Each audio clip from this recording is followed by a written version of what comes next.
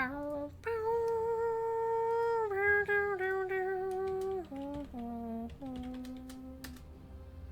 for crying out loud. Trying to remember my password for something.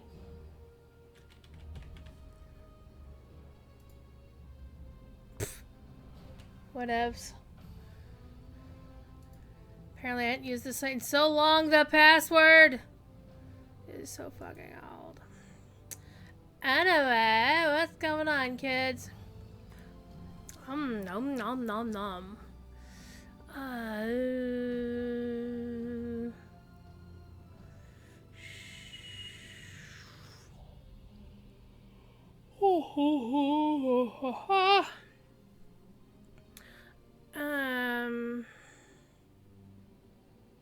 Yep, the mana extract.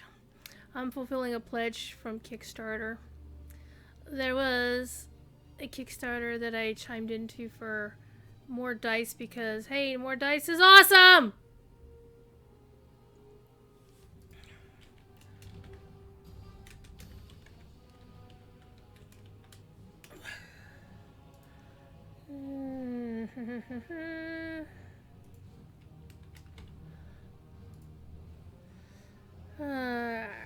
And it's for really cool dice. Oh man, I have to pay for shipping for $5. Psst, whatevs.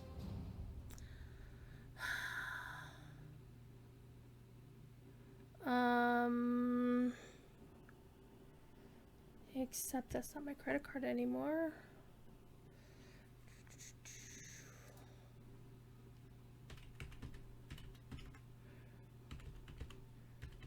Last time I used this site, it is before the Amazon shenanigans, so yay, new credit cards. I don't know why my voice sounds weird today. I know it sounds weird. It's what it is. Anyway, let me log into my main. My soon-to-be changed main. She is going to be... Dun dun dun! Oh, hi. Well, hello. Come here. Ugh. Just for Killum. Fifi.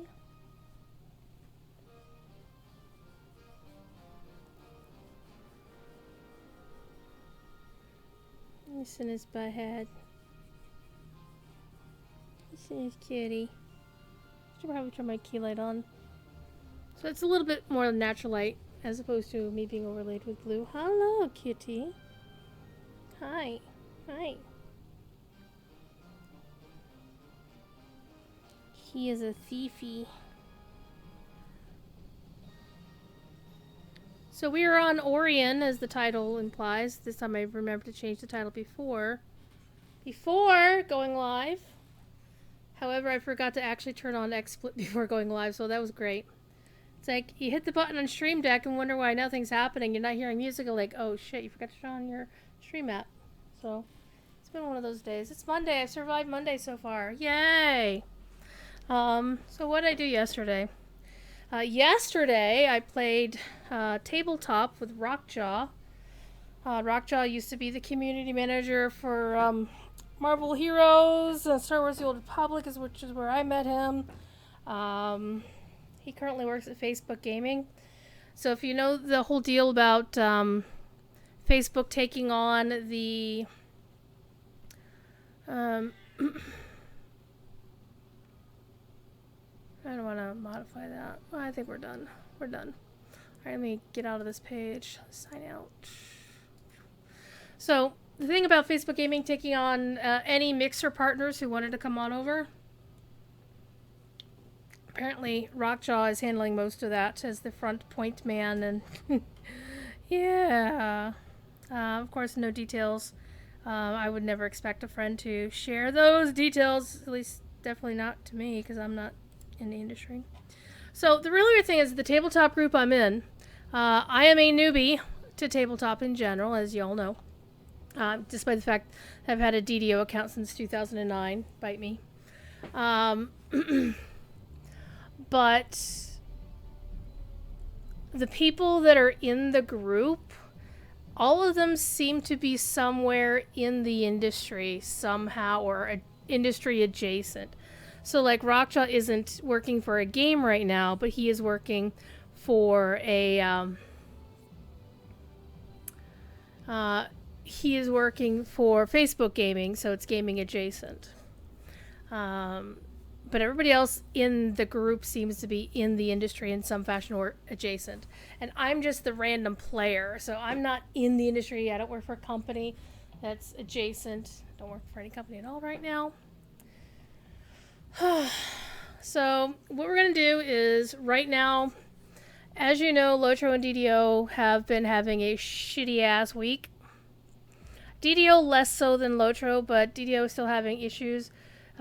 Just considering the fact that I just got a chat server error message. So I'm not going to be playing on Hardcore League until they get this sorted out. But I am on Orien, on my main character, no less. This is my oldest character, who actually has the name Kiriana, because a name that awesome would have been taken years ago, and it was by me. In fact, that's one of the two reasons why I played Orien when I originally was choosing servers back in the day, is because it's like the name Orion and the name Kiriana was available, so go figure that one out. So in the meantime, what I was going to do with this character is do something called a TR, or a true reincarnation. But part of the problem is I haven't decided exactly which way to jump on it, except the plan is to make her a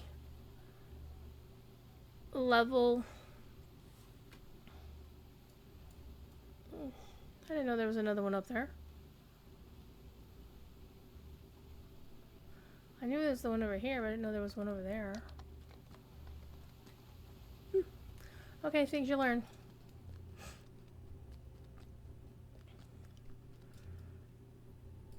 I'm going to remake her in the image of another character. So in DDO, there are various levels of reincarnations that are out there. One of them is called the lesser reincarnation, or a racial reincarnation. Well, there's two kinds. There is, I'm not even caring that it keeps saying that I'm out of ammo, because I keep hitting the left button key is your shoot things key in DDO. However, I do want to go... this is for if TD shows up, by the way. Or if TD watches the VOD later. We have access to this thing called an airship, thanks to Cordovan, because Cordovan has an idle alt in the guild. We click on this portal for the airship thing, and we wind up on our airship that looks suspiciously like this. This is our guild airship. This is actually the biggest airship available. This is the one you normally would have to buy with like $150 of astral shards. But since Cordovan is an employee, he just dropped $150 of astral shards on us and said, screw it. He actually did it without telling me first, which is funny. I was like, wait, you did? Because I was talking to him a couple of years ago. I was like, yeah, I'm gonna get an airship for the guild. What would you recommend? He's like, oh, I already took care of it. I'm like, wait, what? Because first of all, in DDO, your officers can buy an airship or stock it with amenities.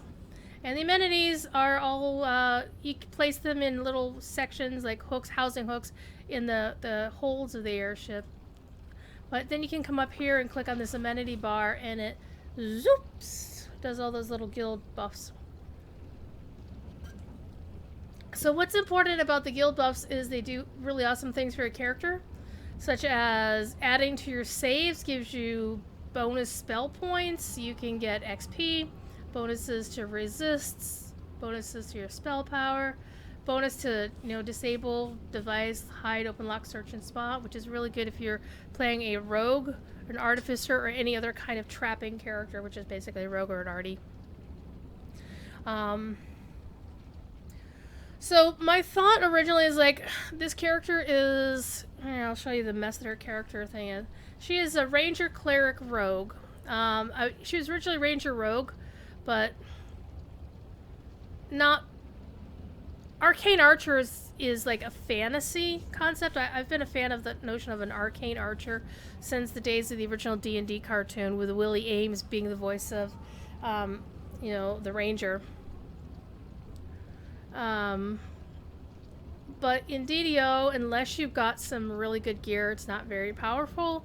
The rogue stuff does help. I mean, they do synergize pretty well together. So if you want to at least be able to survive solo, you're going to want a cleric or a healing hireling with you. And then you're going to either want to run stuff over level so you can run on elite with just a single hireling, or you're going to want to run with a party and, you know, be the trapper for the party. But a lot of times you're going to find that pure arties or pure rogues, or, you know, priority arties or rogues are going to be more like that. But as I was getting up in level, it's like, god dang, I'm not so survivable, I can't heal, I can't do this. So I was like, screw it, I'll throw on some cleric levels. So she became this monster rogue cleric ranger thing, so good times. However, she's going to get TR'd, and I've been waffling on whether I want to make her a pure cleric this time around, or whether I want to throw in a level of fighter at the very beginning just to give her some more options for weapons. Because I'm also debating whether I want to change her away from being an elf. Or actually, she's a wood elf. Not a wood elf. Yeah, she is a wood elf. Because a wood elf is like a sub-race of regular elves. Their character models look so much better, and I love them. And my main in every game generally is an elf. The only one that it's not is World of Warcraft. And my Horde main is an elf, but my Alliance main is a Draenei because, hey, they can be blue. Go figure. Though my first character in WoW was an elf, because elves are awesome. However, one of the things that you can do with reincarnating your character in DDO is you obtain something called a past life. This character has been TR'd before, so you'll be able to see she's got a paladin past life, because she originally started as a cleric, and I didn't kind of like clerics back then, and I like them better now. And so I had changed her to a paladin. And then when I got to level 20, I was like, well, actually, I think she's like 21 or something. I'm like, you know what? I want to try this ranger rogue thing. I was really getting tired of not being partnered with a rogue or having a rogue. So I was kind of like, you know what? Let's go change some stuff up. Let's be a ranger rogue, be a little bit more self-sufficient. And then I realized, you know what? This is not... I'm not having fun with this.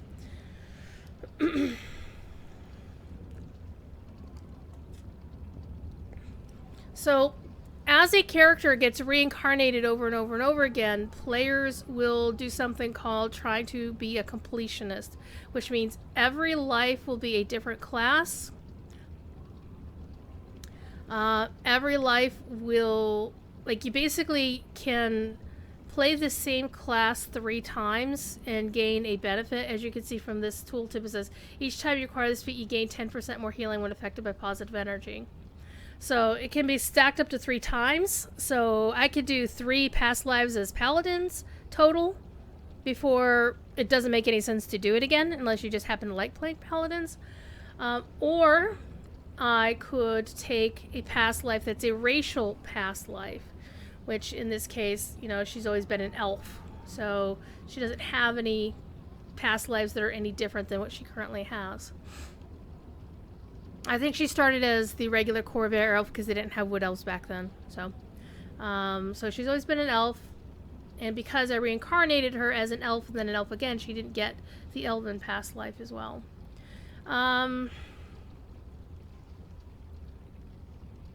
So really, I think my thing is, do I want to go and take the level of fighter? Because if you go to the DDO wiki, and the starting a cleric page is really handy. It gives you some basic concepts of, like, here's a basic build for like a cleaving war priest or a heal bot. I don't want to be a heal bot.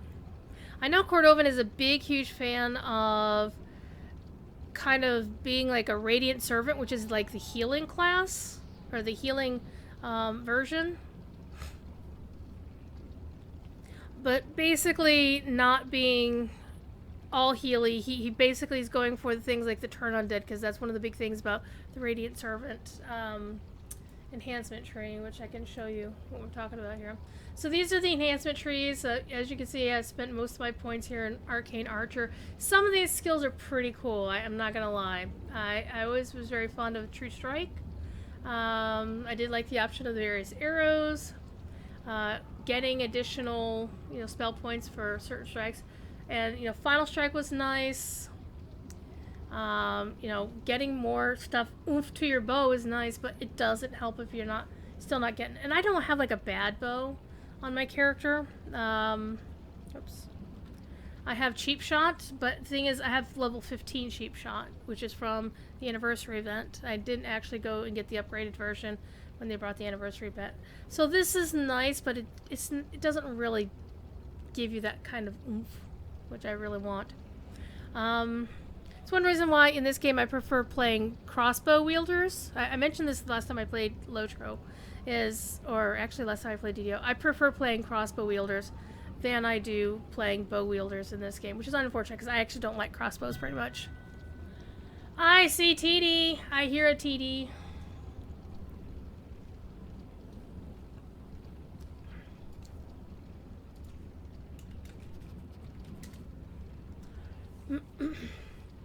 So TD is currently lurking. TD, of course, being the musician from Locho who has decided to start playing DDO, while Locho is still being a little bit flaky. So other things, I'm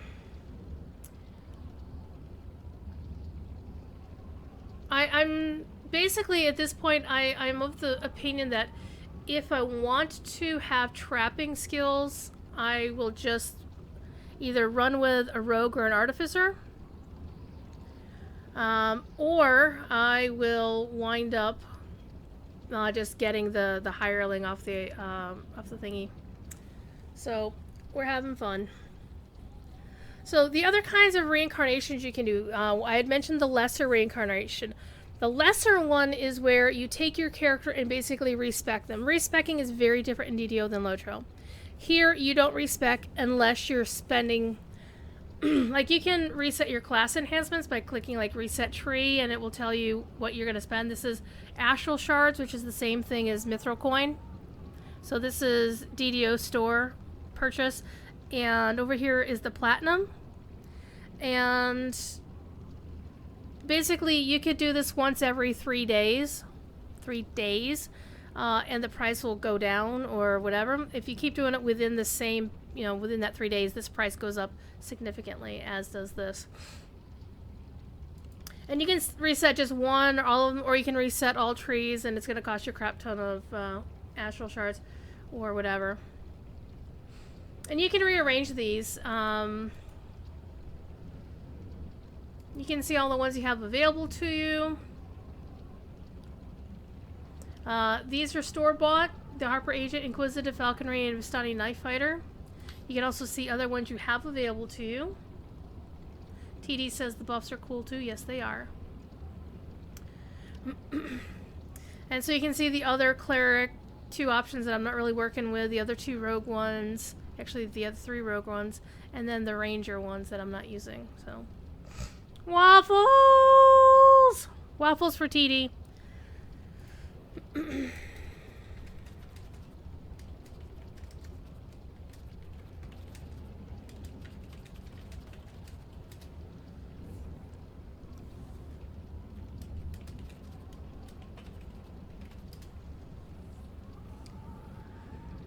And so I still have some points to spend, but I'm not going to spend them because I'm going to TR this character anyway.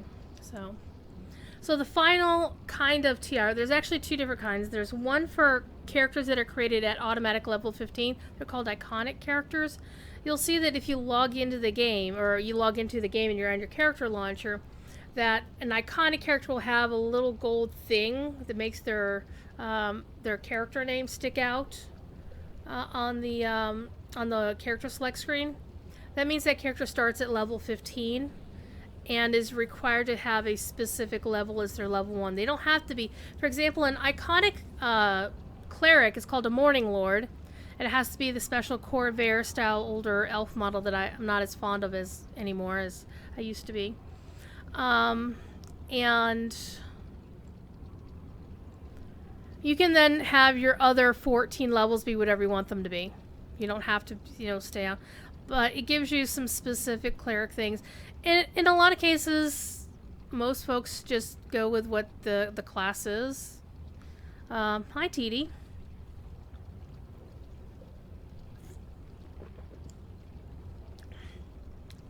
We're the terrible trio. You know that, TD, and kill them. They are trying to do Ails and Tails, but Lotro is still being a bit laggy and spiky, so buyer beware. One of the most popular of these, let's not redistract myself. So, an iconic starts at level 15, okay? But then you can either do, if you're an iconic character or a regular character, you can do what's called a true reincarnation, but you have to use a separate item for the iconic ones just because they're a different kind of character. So a true reincarnation is different than a lesser.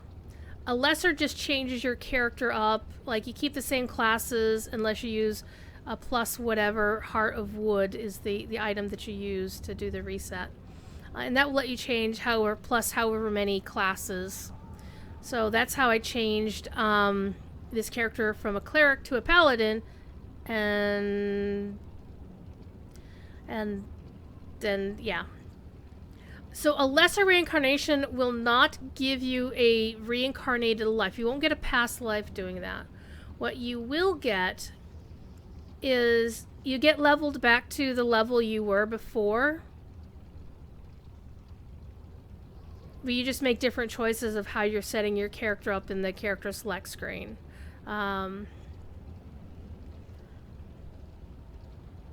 If you do a true reincarnation, you start at level 1. And you're playing the character with the past life, with the extra points in your build, because when you reincarnate, do a true one, you get extra points in your build to play with. So instead of starting off at 28 points to spread around your character, you start at 32.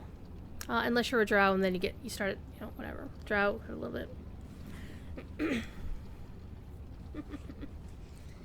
And so this character, I went and actually bought 32-point builds. You can buy permanent 32-point builds for all of your characters, except the drow who always start at 28 for some reason. In the DDO store, which I did at some point. Same as with veteran status, which is actually on sale this week. If you want to buy veteran status, I believe it's 75% off. Let me go look in my Discord. And what veteran status does, veteran 1 status lets you start your characters at level 4. Veteran 2 status lets you start at level 7. And there is an elusive veteran status 3, which they don't sell very often. In fact, I don't think they sell it at all.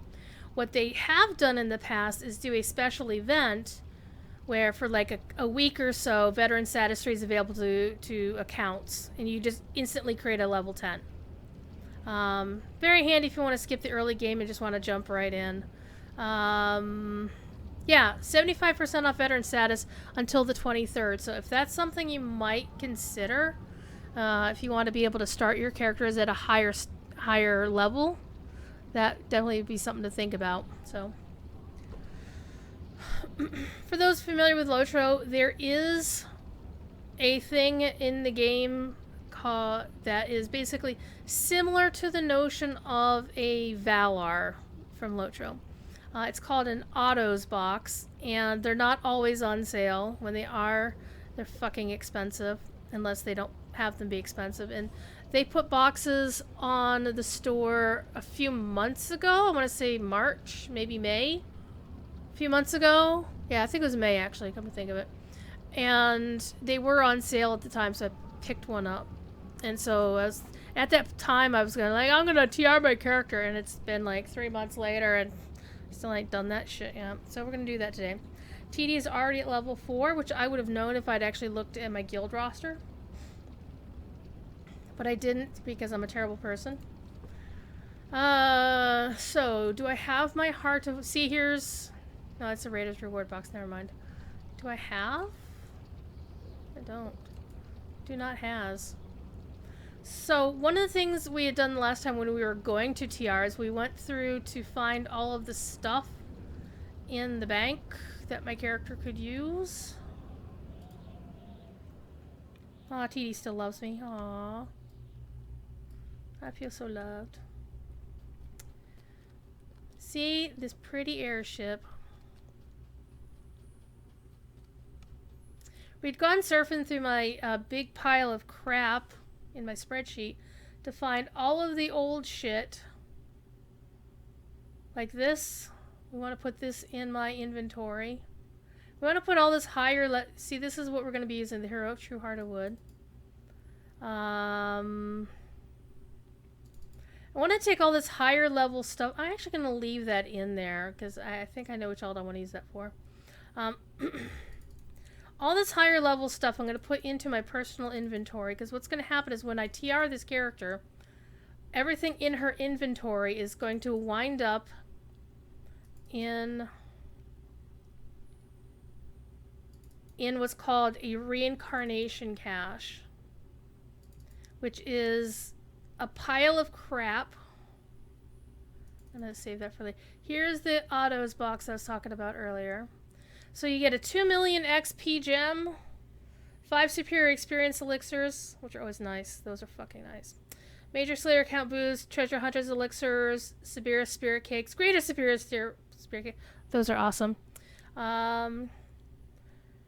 Your choice, well, a couple of piles of cakes, reincarnation timer reset, and either a cyan gelatinous cube creature companion or an astral pile of astral shards. I'm actually going to go for the pile of astral shards because, as you can see, I already have this from the first time I did this. By the way, I like the fact that the that you can put gear, like cosmetic gear, on your pets. They also do tricks. I'll show you because this will be funny. Watch this. In the meantime, let me bring all this other stuff out while I'm before I forget about it. Autos box.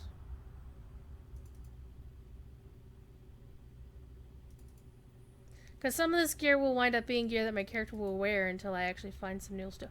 Why is that there, not in the whatever?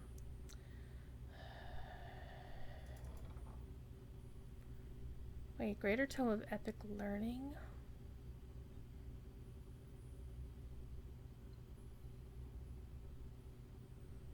Don't I already have one of those on me? I do, so I don't need a Greater Tome of Epic Learning.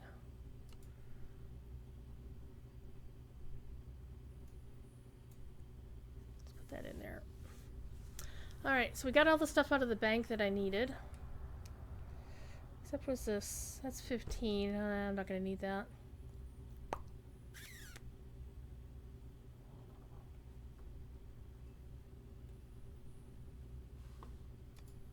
And right here is a lesser heart of wood. Every one of my characters gets a lesser heart of wood when I create them, so. And this is the one that lets you just basically respec your character from the ground up using the same classes. Okay, so here we go. Watch this. Let's come over here. And yes, your creature companions also have tricks. As I mentioned, they do tricks. And they also make noise. Some of them are really... I have a pet rock. It was the first one that I ever got. And, yeah. So here is the bounce. And you can put these on your hotbars just to hit a button and make your pet do shit. All pets play dead.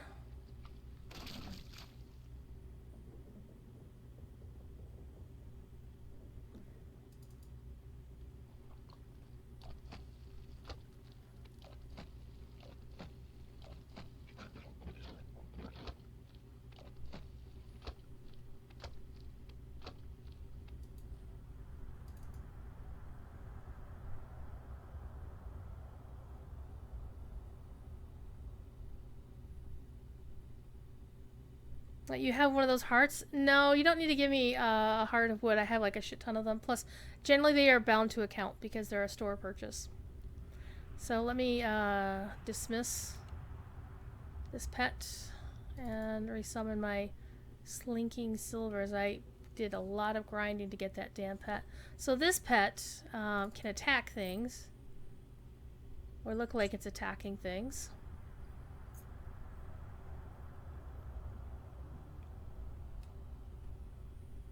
It can also play dead.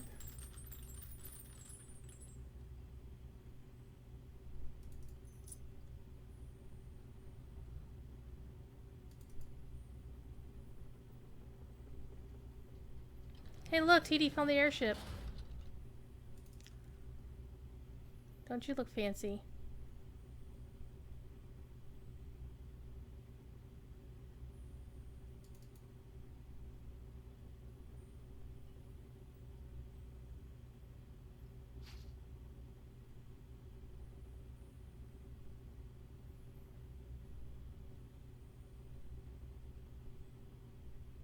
Oh yeah, and you can /dance. Every race has its own dance. I think mine is probably not the same as TD's.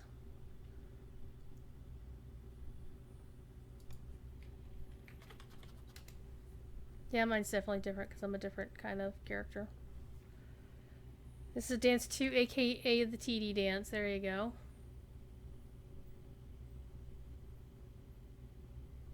I think the last time my character danced at all was at the end of the Hardcore League Season 1 where we actually had an in-game party.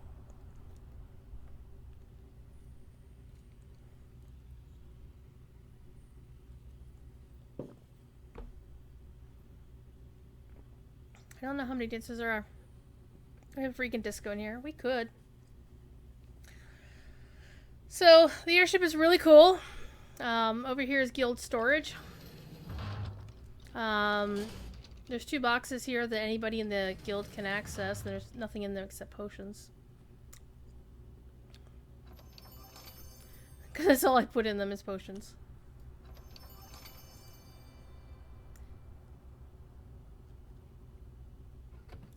Oh, this one's empty! And there's the 2 officer chests that only I can access because I'm an officer and TD isn't. Ha ha ha ha. More potions and even more Lembus. This is where I stick all my potions. Alright. All the potions. And for some reason a pack of enchanted Galanda rations. I don't even know where they came from. Aw, TD's mad. TD's mad. Are you mad? You mad? You mad? You gonna get glad? Haha. And one of the things you can do with these amenities is you can actually go to the amenities themselves and use them individually. Like some of them will actually have a vendor. Like this one will sell some potions. This one will also sell material components for various classes, spells, and you know, basically vendorship. So, got the Trapsmith vendor. The other ones you'd want to be aware of is we've got the tavern where you can buy hirelings once you're level 4. And you can sell stuff, you can get buffs, you know, and then once you get into the epic levels, you can then start buying your level 20 plus hirelings. You can buy regular stuff over here, the 3-finger Thads. So here's the divine vendor. You can buy other stuff from this dude. Yes, you can actually buy Lobi weapons from this guy. They're not useful unless you actually are looking for something specific. But anyway. So, dear Dat. Here's a repair person. The Proving Ground has been known to kill people, just saying. So the Shrine of Experience, you can just click Get Buffs. And it would just do this one buff. So what they did is, one of the updates they had done, here's your ammo vendor. Including if you're going to buy quivers and whatnot.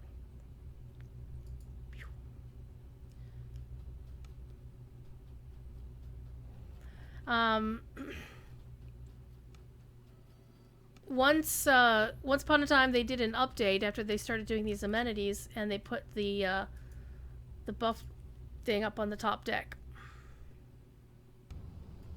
And so you click this, you get all of the guild buffs that your guild is eligible for.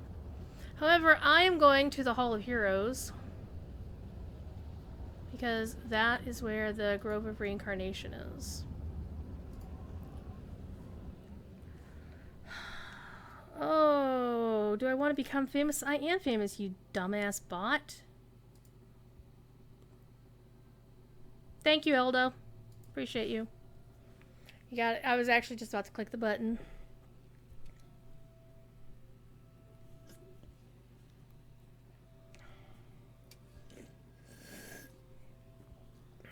There are actually 2 Halls of Heroes in the game. This is, of course, we're in Eberron, which I am not knowledgeable about D&D lore. DDO basically lets you play in either Eberron for the most part, or also the Forgotten Realms.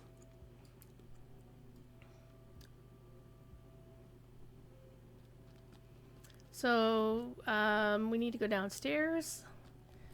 Here's the vendor for the Hardcore League. Pretty Angel Lady. I haven't earned a single reward for Hardcore League because I have been focusing on other shit. Bombadil! While it was up, and now that Bombadil is over, Hardcore League has been shaky, so I've not been playing Hardcore League. So you go downstairs. You go down here to the Grove of Reincarnation. Boop. Remember we were going to do this last time and I had forgotten to actually prep before I come here? So you come to the Life Shaper. And I don't know how similar Lotro race changes are going to be. I think they're going to take a lot of this in-character stuff out of the way. But I think how it will look in terms of once you click the button and say, yes, I'm going to, redo this character for a race change in this case, I think a lot of the process will be pretty much the same. Ours will be a little bit different. All right. So my question right now, and unfortunately I don't have any of my usual longtime DDO players who might have some insight here. I think Same Scrobo is streaming his Hardcore League. No, actually he wasn't.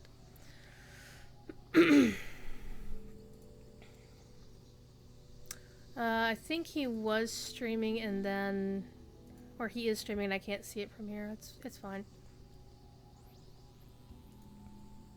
Let me get the Signum U VODs out of the way because I was saving their VOD. I'm going to take a look. Twitch.tv/directory/following. Yeah, Samus is actually playing DDO as well. I was actually watching Cordovan's kid make music today, which was really interesting. It's actually the reason why I was late in streaming tonight, because I was watching his kid. Not watching as in babysitting. He's got a girlfriend for that. No, I've got... I like to watch his kid stream because I met his kid when I visited last year. And Jeffrey's a work of art sometimes.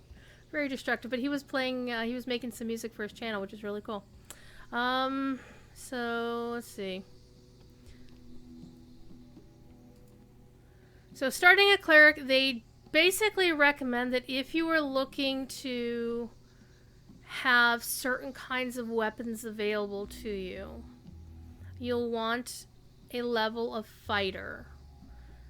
However, if you pick a level, if you multi-class, you're going to lose the option of what's called the capstone for any given class that you have. Some classes' capstones are not all that awesome, which is why rangers are frequently multi-classed, because their capstone is not amazing from my understanding.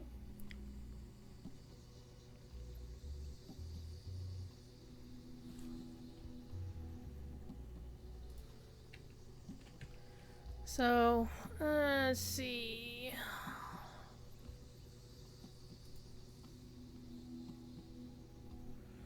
Alrighty. So, basically you want to take a look at, if you are going to multi-class, how and when, because the order that you put your classes will determine how good your character... You can literally break your character in DDO if you don't build it right.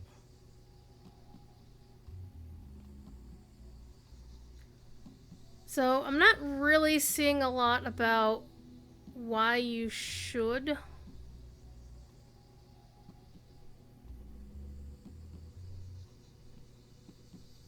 Or should not. So let me take a look at the classes thing. Gonna look at the main cleric page.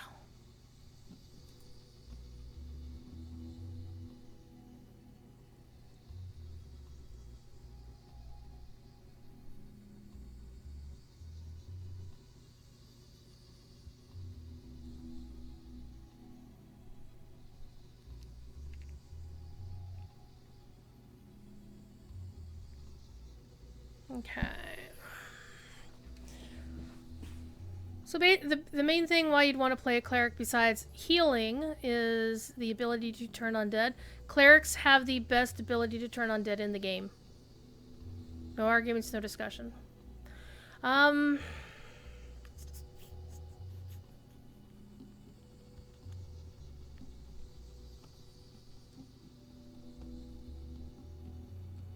I'm taking a look here. Let's see. Do.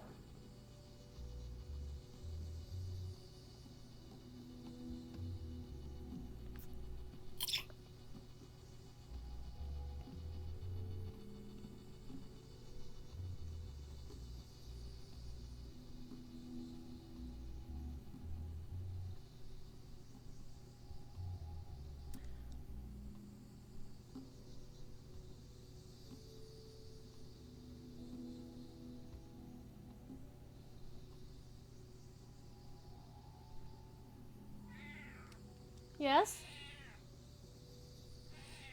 Why can't you see me in this room? I don't know.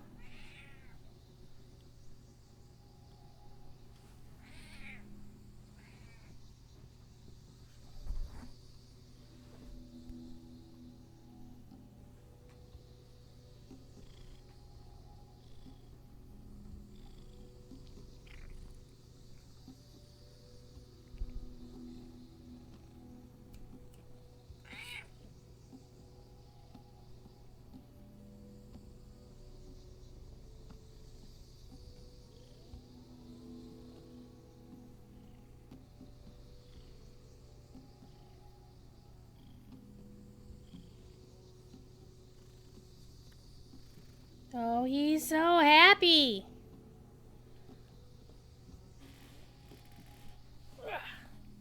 Look, he's got toe beans.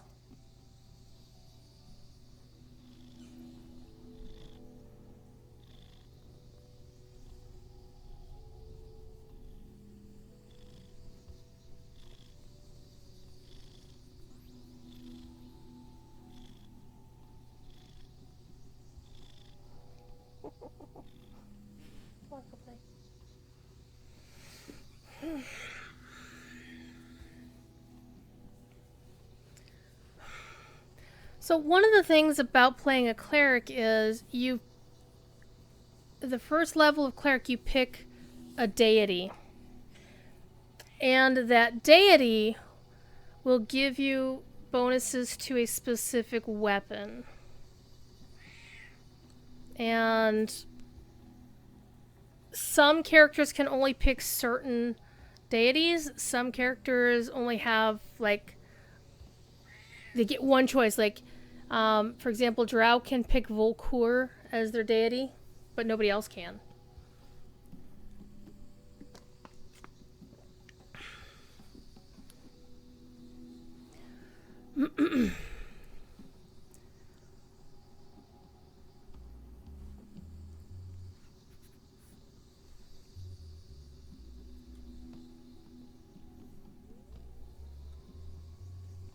So I'm trying to think which deity I want this character to have.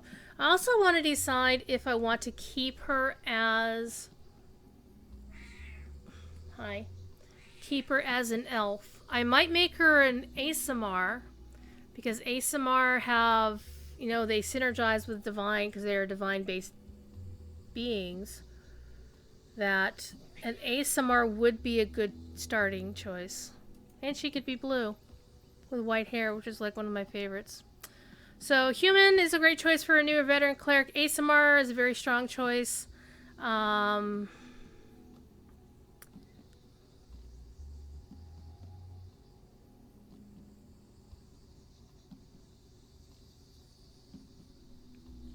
Elves have racial bonuses to the longbows.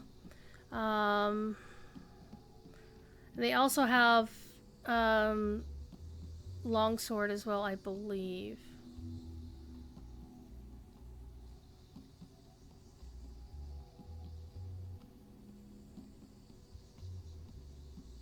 So typically, you're going to want to either use ASMR for generalist or offensive casters, but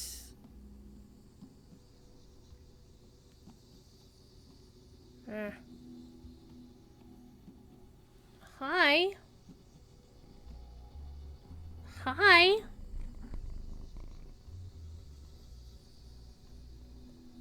So ASMR basically is a natural, but you know, I like elves a lot. On the other hand, if I choose elf again, then but not ranger, I know. But think of it this way, TD, is this character would be able to heal a ranger if they were with them.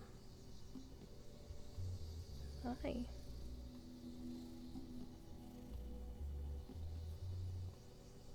Hi.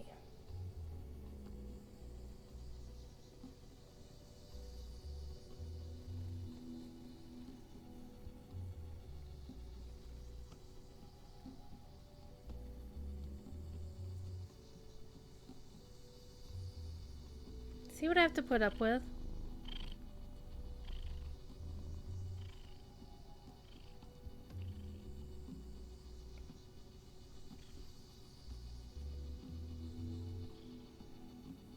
TD is a hunter, there's no going back now. And there's nothing wrong with being a hunter. I mean, if that's what, you know, floats your boat, that's fine. I mean, my main in most games is something resembling a paladin.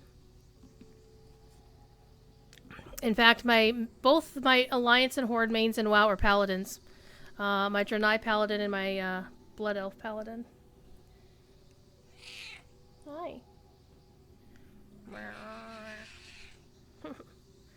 So, alright.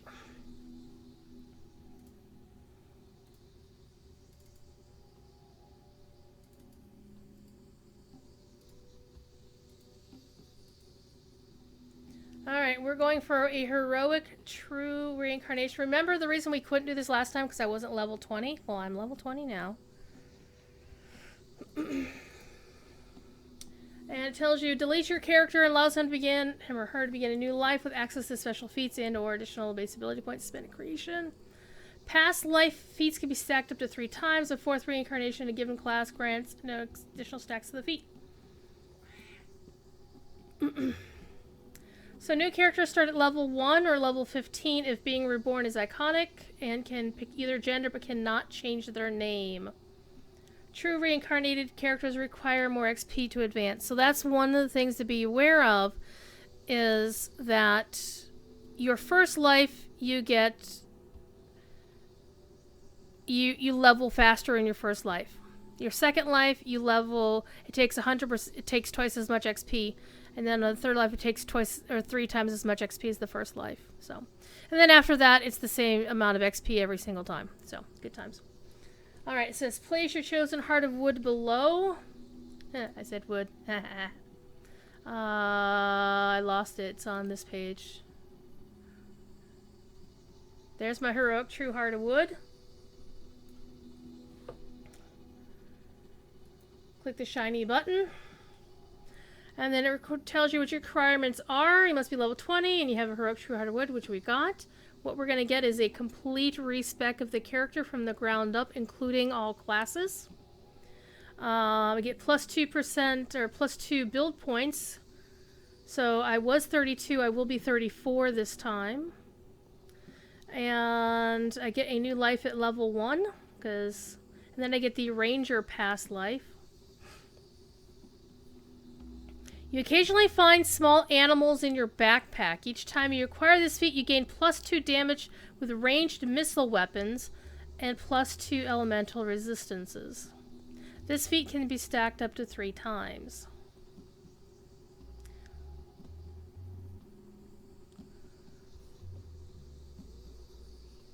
Click the button. And then it's irrevocable and final. After this point, you'll be able to reincarnate from the character selection screen. Once you do, your old character will be deleted and cannot be restored.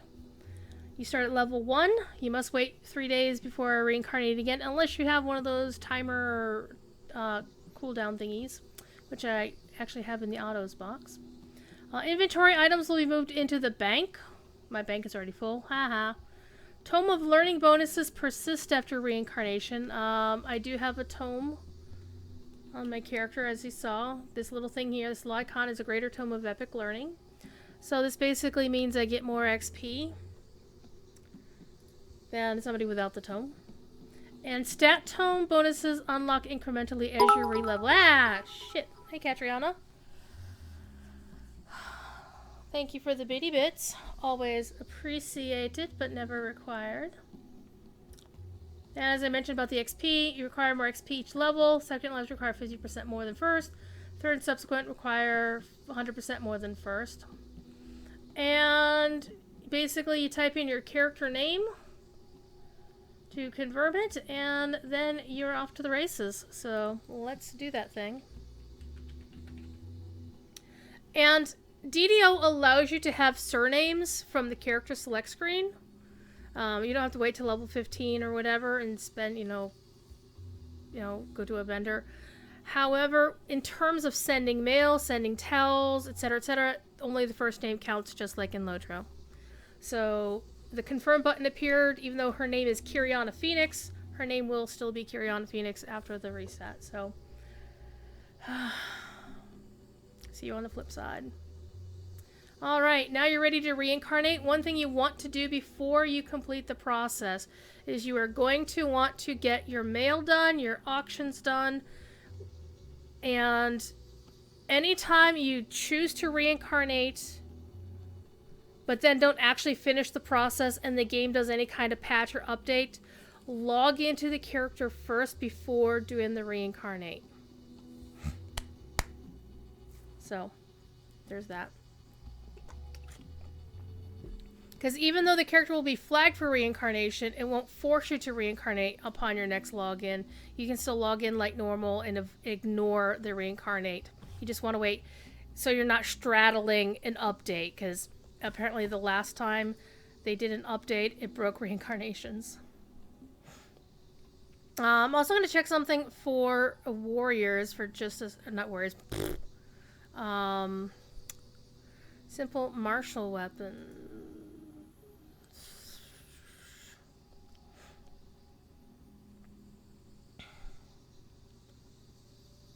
Longbows, long swords.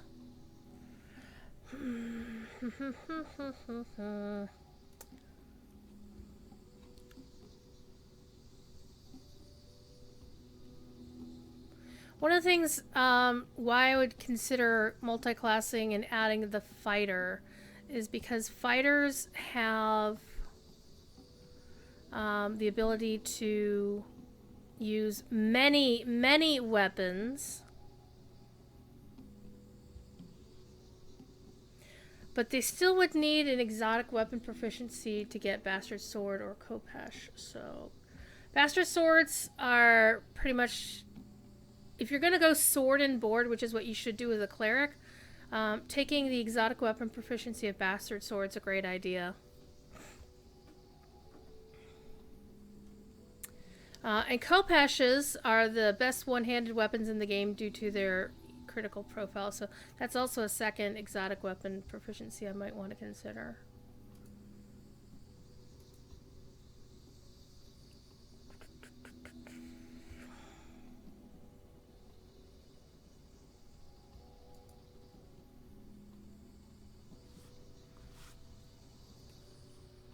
Alright, so let's get out of here.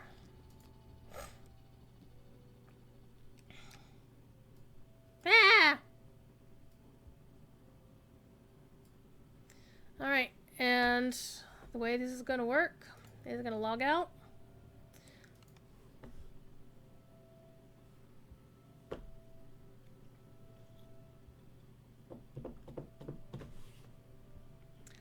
I'm not actually thinking that any of the anything. You see this big reincarnate button right there. I'm just honestly thinking when they do the Locho racial things, they're gonna do something similar. Because, you know, why reinvent the wheel? So I'm just looking to see if there's anything specific about fighters, why I'd want to take a fighter. I mean, on the Cleric page, the starting a Cleric page, it mentions that as a suggestion.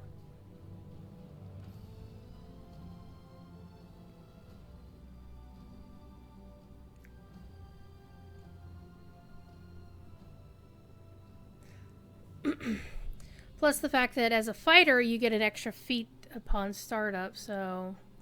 But the build that they're talking about it with involves using a two-handed weapon like a greatsword or a maul, but I was like, I don't want to do that. I want to use a bastard sword if I can use, or a khopesh.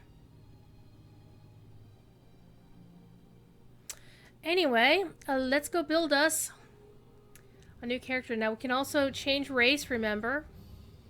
So I think we're going to work with an ASMR this time. I think I'm going to make her blue. Let's make her blue.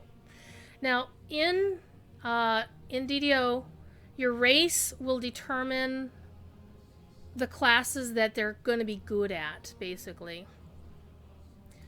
Now, you can play any class with any race. Some of them will be significantly more difficult or tricky. And definitely not recommended for new players for realsies. I, as typically, build based on what I think looks nice. I'm not gonna lie. Let's see.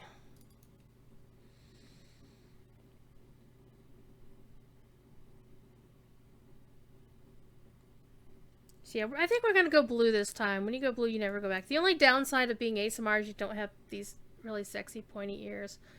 So, I want a pointy ear.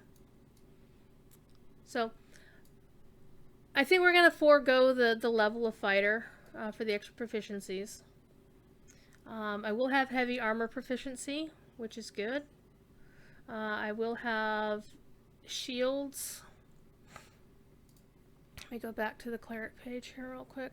One thing I dislike about the DDO wiki and also the DDO forums and the fact that there's so much data there. And I was looking at a builds page in one of the builds forums, and it was like, the thing was posted 10 years ago, literally in 2010. So it's like, they need to go back. It would be really nice if somebody could go back and fix all this. So... Cleric cannot use martial weapons. They can only use simple weapons. But you can add on exotic weapon proficiencies later, but you basically have to add them specifically.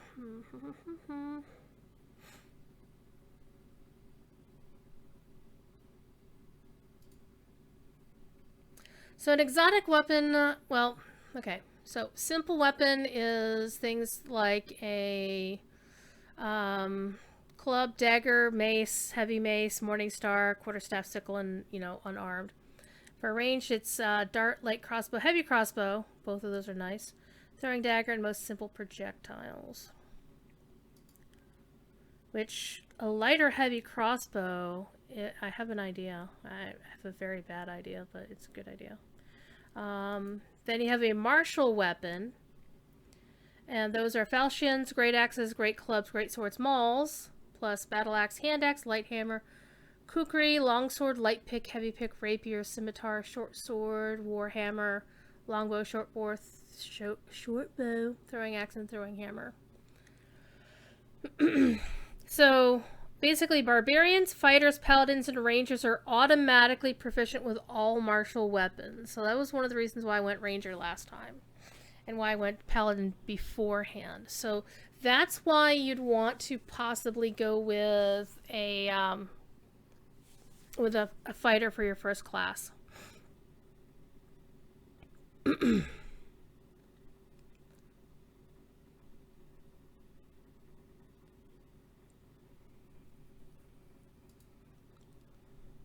Then if you want to pick up an exotic weapon proficiency, you would add that separately. It'd be like Bastard Sword, Dwarven War Axe, Great Crossbow, Hand Wraps, Kama, Kopesh, Repeat Heavy Crossbow. Oh, the repeaters are a special proficiency. That makes sense. Yeah. Hi.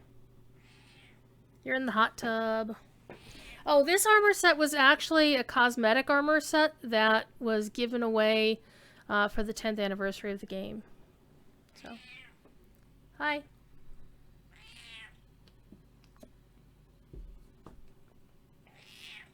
Meow. Meow.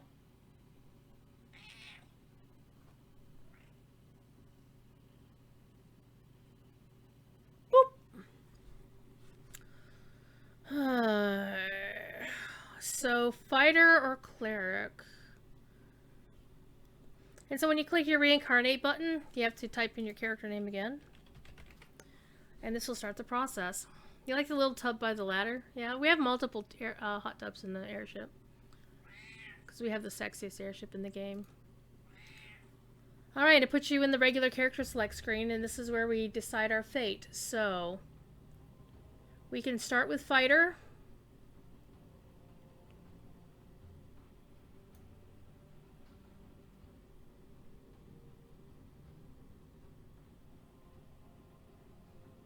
See, the thing is, if I'm going to get a proficiency in a weapon,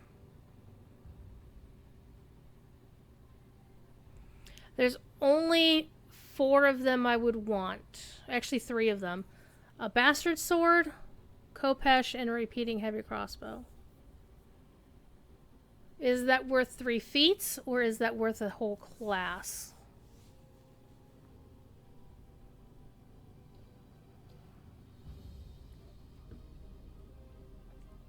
And I would get, well, I should have shields other than tower shields, and we could take tower shields separately if we wanted to. Hi.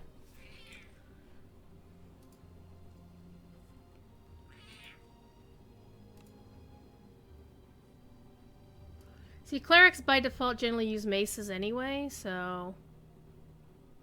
Ooh, I have a couple of really nice ones, too.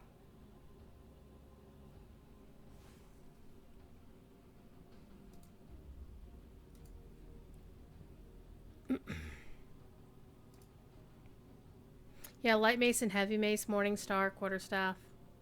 Okay, so yeah, I could basically cudgel somebody on the face with that. Okay. So go for a cleric. Now, we don't get the choice of any of these on a reincarnated character. These are basically preset. Basically, it changes these stats and sets them up based on, you know, various options. So we're gonna do a full customization because that's the only option really. And we want to pick our race. Because I have everything unlocked and on VIP, I get all of them. You loving your two-hander? As a ranger, that's actually really funny that you're playing a ranger with a two-handed weapon. Generally not typical. By default, an elven ranger will get bonuses for a longbow, as you might expect. You loved your two-hander till you had to go to Mordor. Then you took a Mordor to the knee. Hi. Thiefy. Thiefy.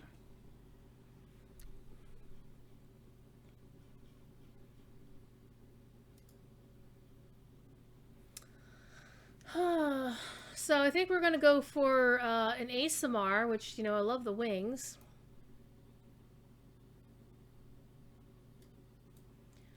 So ASMR are wise and powerful. They're versatile, accenting divine roles. So ASMR starts with higher wisdom, which just makes them really good for clerics, because clerics should have a lot of wisdom to them. Meow, meow.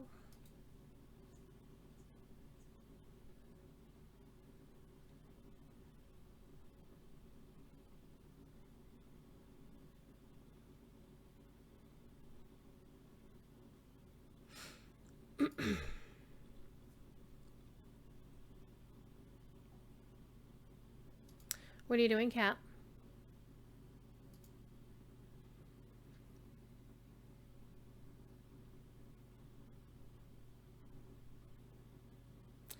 So with an ASMR having +2 to their wisdom, that boosts their healing, because their racial ability of healing hands is based off the wisdom.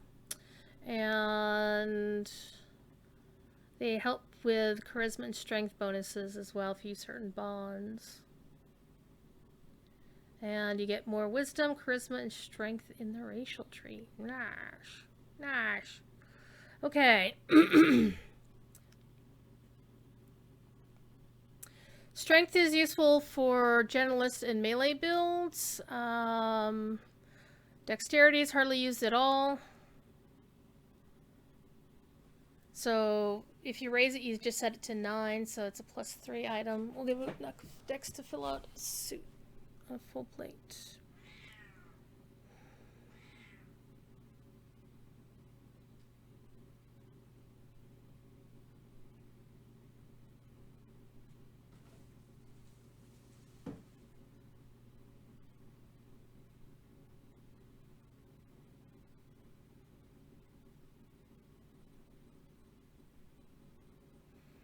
Alright, so wisdom is your primary stat as a cleric.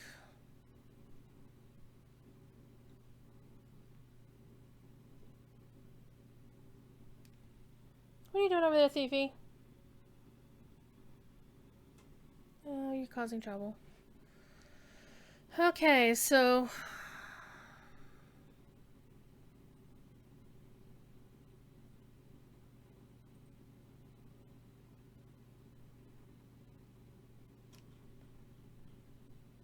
let's go with our ASMR happiness. And as you see, I now have legend status on this character. I get 36 points to spend wherever I like. So, one other thing you can do, if you want to confuse yourself, and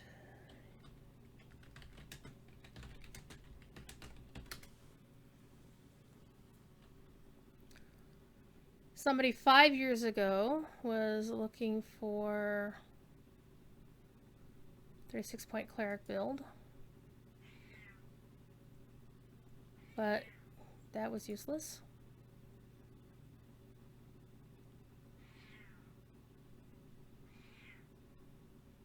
Somebody built a trapping cleric.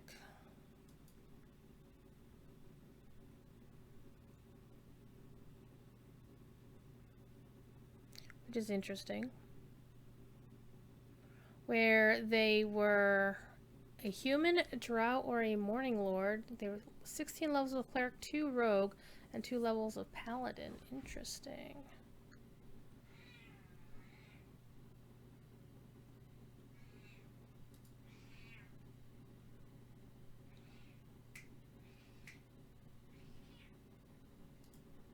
And that's one of the problems, is there's no real one-set repository for these sorts of things.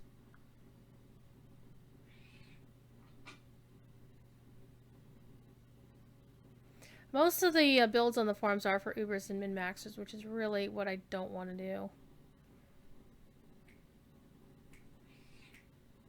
Here, kitty.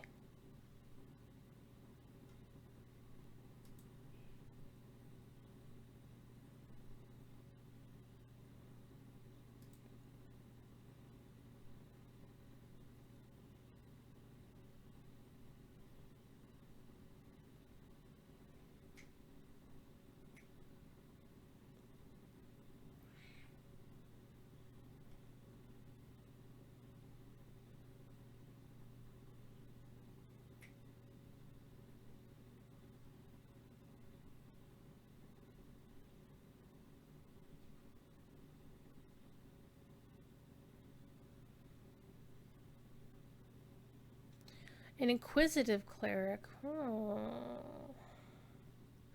One of the things I always like about DDO is I like to play range classes, but unless you're making like a heal bot or a casting cleric, then it really depends.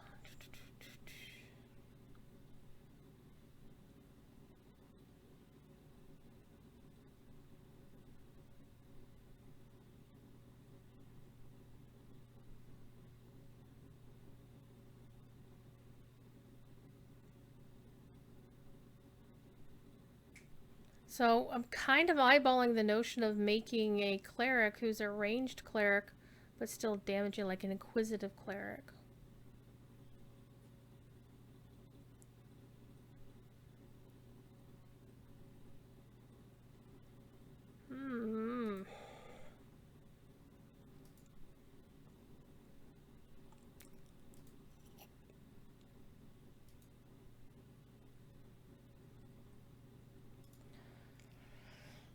Yep, Fifi is a noisy cat.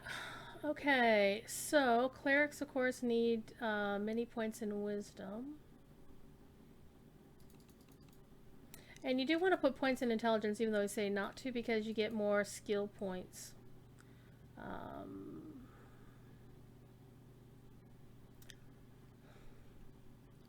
Let's go looking back at these generalist builds. Oh, stop it. Stop it. Stop it.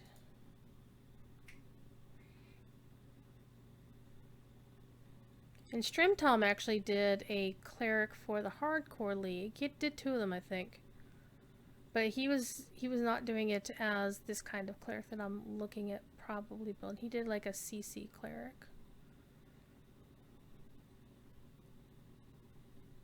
And they weren't really good for a solo class, so.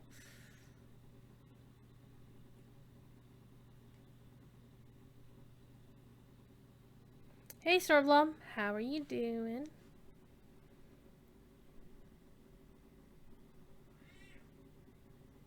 But it was a Radiant Servant build, so that's pretty good. Alright, so let's follow the basic build for this, knowing that I have 2 more points, actually 4 more points than his build did. So let's put it, strength is 12, dex he left at 8, con was 16, intelligence he had at 12, so hey, I picked right there. 18 points in wisdom and 12 charisma. So I still have 4 points I can spend. I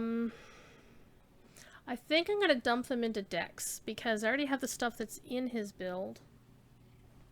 And this is also a true neutral ASMR, so that'll be helpful.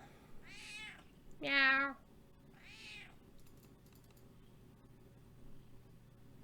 Because getting the armor class, reflex saves, and range attack chance is good.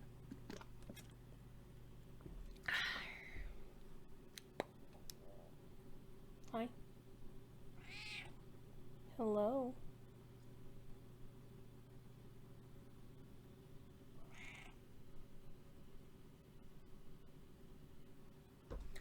Alright, so we got 12 points to spend. And basically we are going to go with 4 points go there, 4 points go there, and 4 points go here. So this character will have no ability to do traps, no ability to do any of that. If I'm going to run solo, I will bring probably, well, I'll be my self-healer. I'll probably bring a rogue with me of some kind. Because I don't think there are any artificer hirelings. It's just the rogues. So good times. You didn't pick to be chaotic. You can pick chaotic. You just can't pick evil. You can pick any variation of alignments other than anything evil.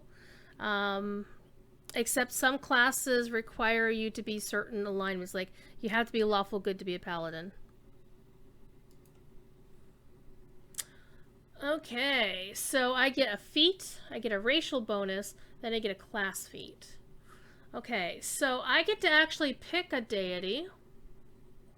Extra turning for the win! You always want extra turning. Always get extra turning. Except he doesn't have his character set for extra turning, so fuck you, man. Okay. So one thing you can do is you can just show the special ones, which will help you pick your purples and your yellows. So you can go with the Bond of the Fallen. So basically you go to the dark side. You get Darkened Eyes, +1 strength and +1 to reflex. And otherwise you can do the Bond of the Protector, and you get +1 charisma and +1 to will saving throws. So I'm going to choose Bond of the Protector because I'm a nice person. Oh, trying this over here. Okay, then I get to pick a deity feat, which basically tells me what my favorite weapon is going to be.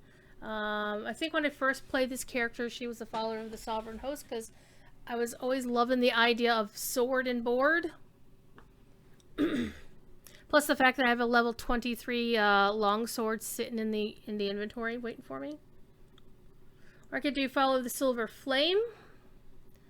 This will let you be proficient with longbows and their favored weapon, but you can be the follower of the Blood of Vol, which gets you daggers. Follow of Onatar, which is warhammers. I have some decent warhammers floating around. Follow of Oladra, which is sickles. Or Orien, quarterstaves. Out of all of these, the one I'm most likely to pick is either going to be Onatar for the warhammers, or Sovereign Host for longswords. I was kind of wanting to get away from playing longswords, though. I really was. I was going for bastard swords, so... Spreadsheet. Hello, spreadsheet.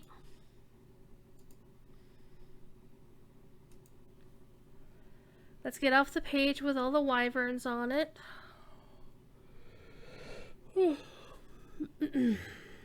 Let's do a search. Warhammer. What kind of warhammers do I have floating around? Not a 1? Damn.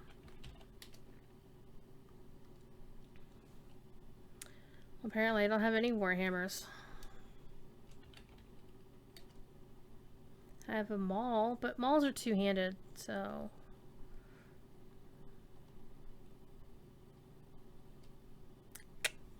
Alright, so... let's do something different. I did Sovereign Host before. But I like longswords.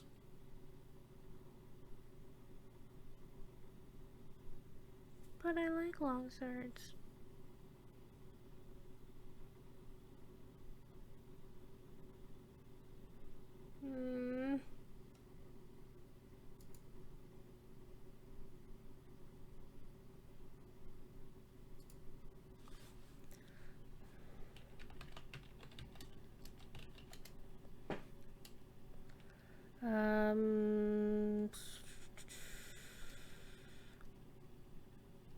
Yeah, I have a couple of longswords in my inventory, but not many. But if I'm actually going to build this as a ranged character with crossbows anyway, I don't think it's going to matter. Okay. We'll do the Fall of Onatar just to be different. Why the hell not? Because that also ties into the notion of this is a cleric, they use maces. So, warhammers are maces, so...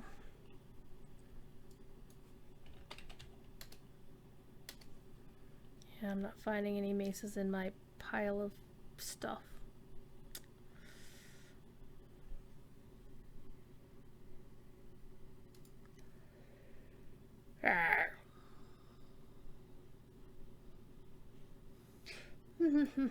Now let's go look at all the other things we should be getting here.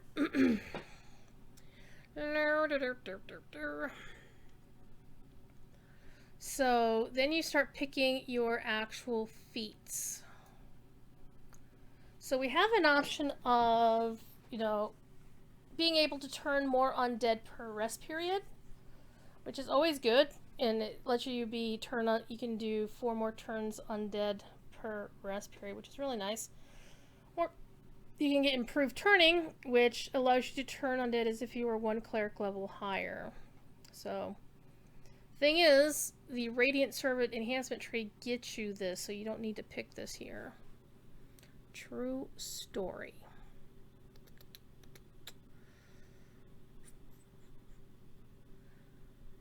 So I think I'm going to ignore pretty much all of that. Except, no, he said get Radiant 1, extra turning 1, 2, and 3, so extra turning. So we're going to get these as part of our enhancement trees. So we want to pick something else. Remember, I did want to get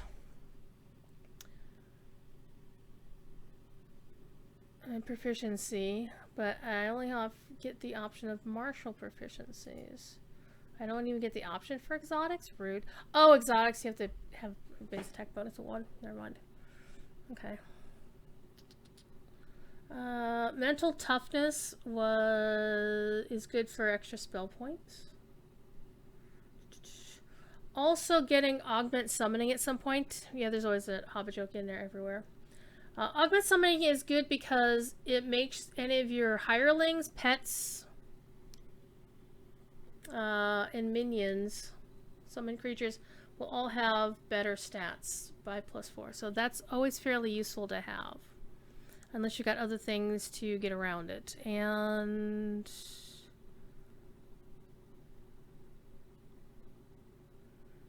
power, healing spell, spell focus, evocation, spell penetration, spell greater focus, mental toughness, and heightened spell. So all of the choices for his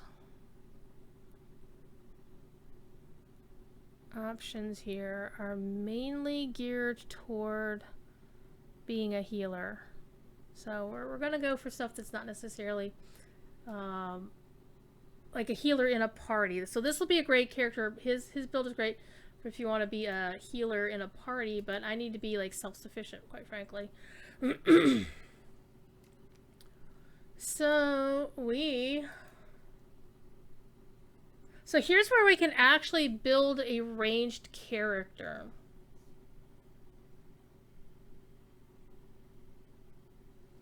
And rapid reload is going to be a great idea if I'm going to go with any kind of crossbow shenanigans. Hey, Mute Willie. You love your pets? Nice. So yeah, basically I'm just taking a ranger, rogue, cleric, and just going pure cleric this time. But I'm thinking I want to try to make it a ranged cleric because I'm that asshole. So I'm just debating whether I want to start picking up some ranged feats here, like point blank shock and rapid reload.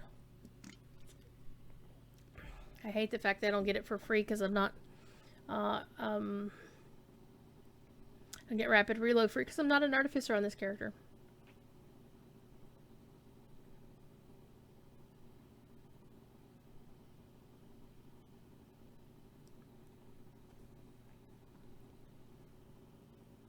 So early levels versus late levels isn't going to matter because I've got an autos box, so she's going to be basically back to Sharn in later content when I get done with her tonight.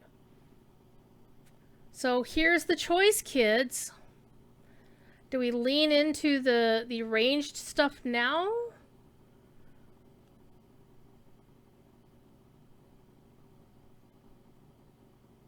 I mean, those reload times are pretty sexy. Now, bearing in mind that I will have to take a feat to be able to get great crossbow or repeating, or either repeater. On the other hand, I'm thinking like an inquisitive cleric. Just get me a couple of light or heavy crossbows and just do a wield. If you're not going to do distance now, what else would you do? That is true. So let's go with the rapid reload. This is going to be funky. And you automatically get granted your spell, so you don't have to pick and choose. And now, let's make her look blue. As you see, my name is already picked out. I can't change it. We're going to make her neutral because that way you can use just about anything. And it's like, but she looks pretty human. Yeah, she won't for much longer.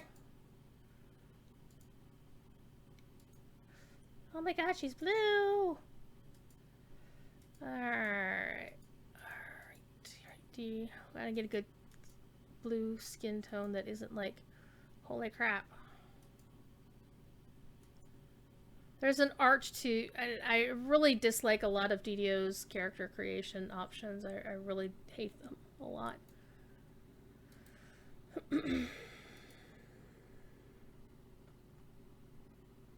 Alright. White hair. Always going to go for the white hair.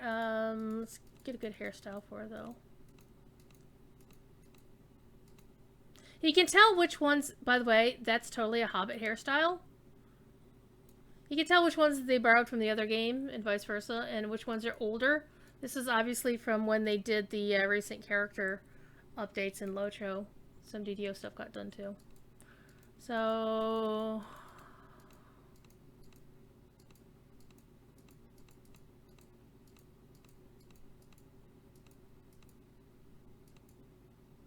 yeah, this used to be my default character appearance, but I like this hairstyle most these days. Alright. Alright. Make her hair more of a gray. More of a gray, more of a white. Let's make it white. Alright, eyebrows. Looks rather plaintive. I like those. Eyes. Eyes without a face. Ah!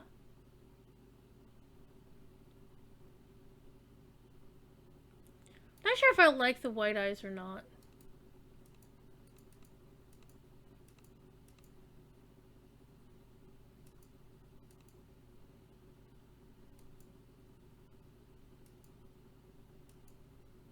Yeah, we'll go with the regular eyes this time. The white eyes kind of creep me out. Wayward has decided to get a ham radio license. Well, you know who to talk to about that, Wayward, for tips and tricks and all kinds of fun stuff. That would be Mr. Sapience. Ooh, I like those. Those are some come hither eyes, huh?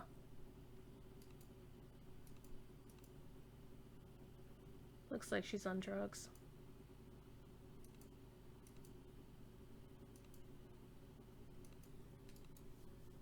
Yeah, those clear eyes are kind of creepy.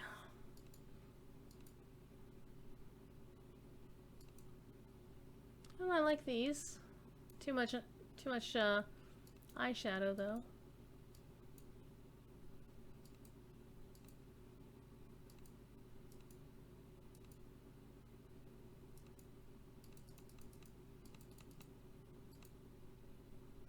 I think I might go with these.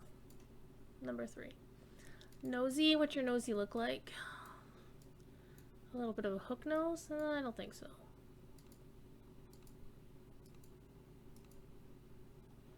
We'll go with the basic nose.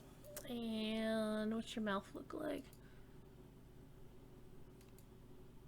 That's the one I wanted, where the blue lips were actually blue. Yep.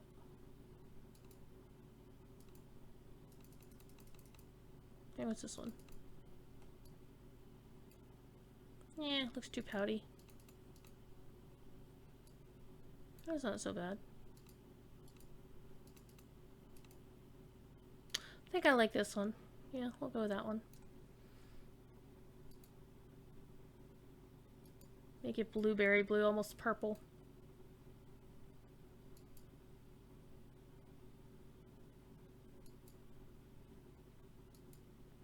Alright, metallic sheen. You can make this, you know, really bright, or you can make it, I'm just going to lean into the blues a bit here as usual. Surprise!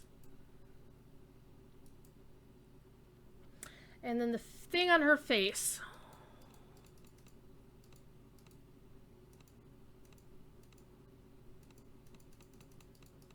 I always debate which one to use. I mean, because if you use something like ostentatious like this, then it basically drowns out the metallic stuff. So this one is like blue on top of blue, and I kind of like it. I kind of like it.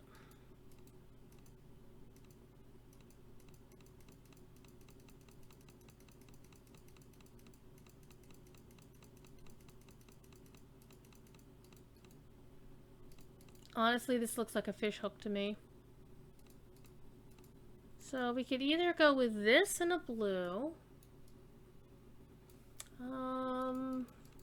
Or else we could just go whole hog. So we don't want to put the white one there because it's just too damn bright.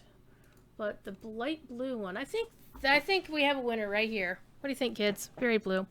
Drow is actually a race. I've already have it unlocked account wide. You don't need to invite you to my guild. I run my own, actually.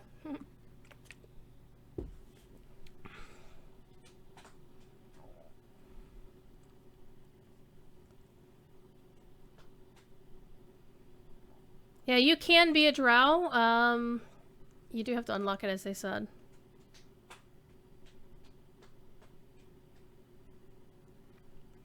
Yeah, and that's really the thing, Willie, is why I pretty much play by myself, is because when I'm running, like, occasionally, depending on which server Cord is on Wednesdays, I might join that group, and everybody just likes to zerg shit, and I don't like it.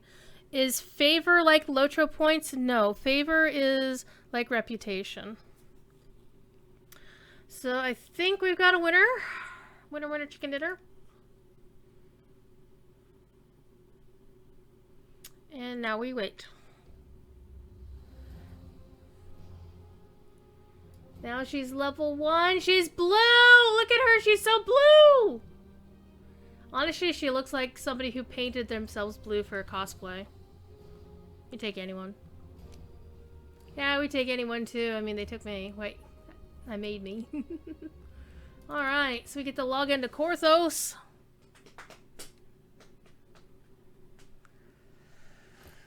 You find yourself waking on a shore of flotsam.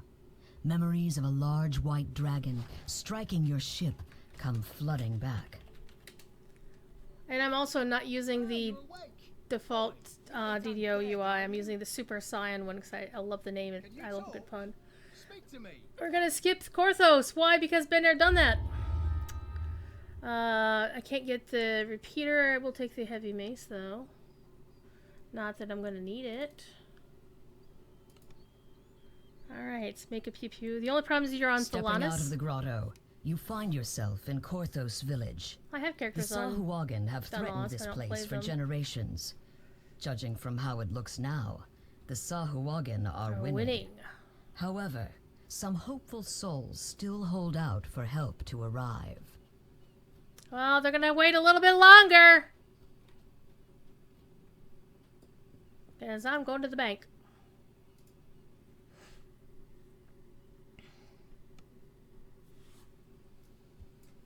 Going to the bank. So you notice I got nothing in my inventory. Let's put some clothes on at least. So we don't look too bad. There. So I have clothes on. I'm not running around Korthos or Stormreach in my jammies.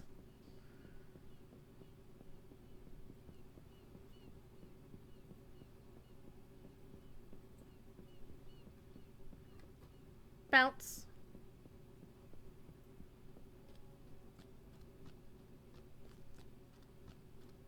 I like that they put the stairs over here. You too can go swimming in DDO, which you can't do in Lotro.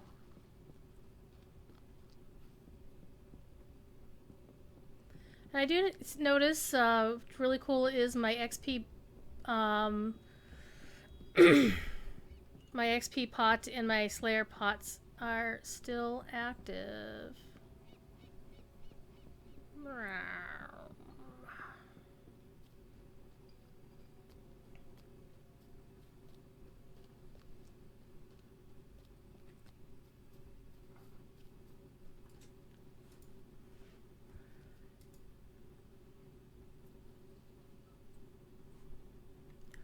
And now I've got a reincarnation cache of all this shit. And the cool stuff is it can pretty much all sit there until I decide to bring it out. And yeah, see. So what we are looking for is this little shiny bastard. Because guess what was on sale? I also want my white stallion because horses. We're gonna go take a look. Garbage can lid. Got that down in the cogs. Alrighty. Let us get our stuff back.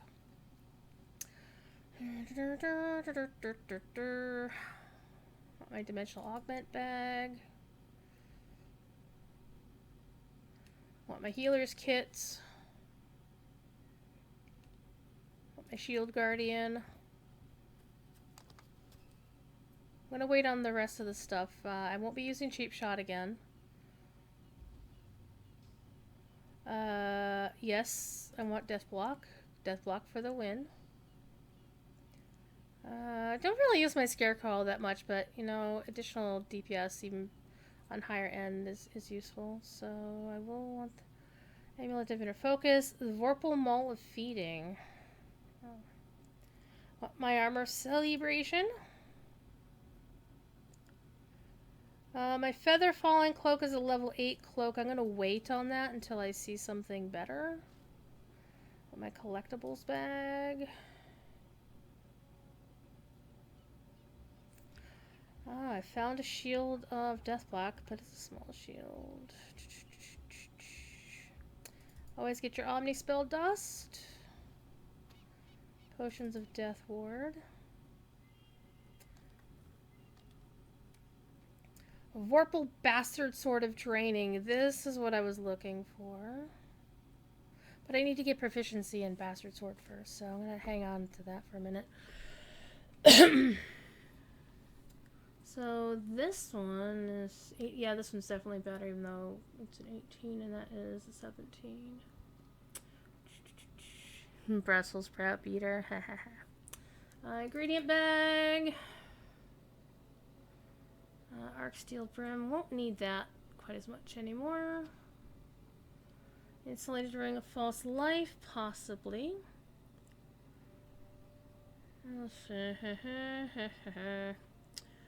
Owlbear Whistle, no. That actually might be something we'll want. If we're doing a ranged build, that Vorpal Light Crossbow of Deception will be sexy. We're gonna leave it up for just a second. I want my Owlbear. So this is the longsword that I had floating around from the last time I got a Raider's Reward box. And I've never used the damn thing, ever, because I've never had a character up to level 23 yet. Because I'm lazy. My cookie jar. Want my bottle of mist. Want my other augment bag.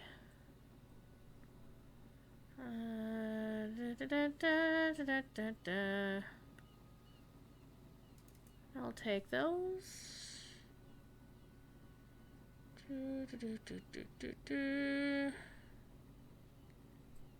That's paladin components. I've got mukbang. This. Yes. The necklace will be good. Okay, so to start with, that's enough stuff out of there for right now. Now let's get stuff rearranged to where I like it. Bag go here, bag go here. Where's my blue bag? Hey.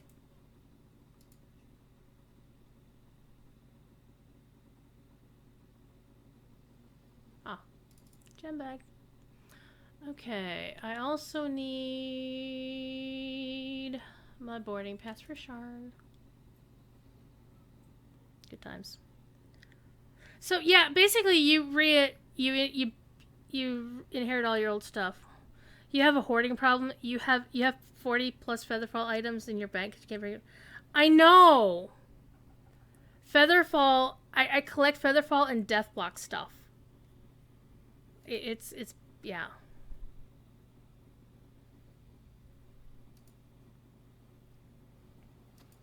That is a thing.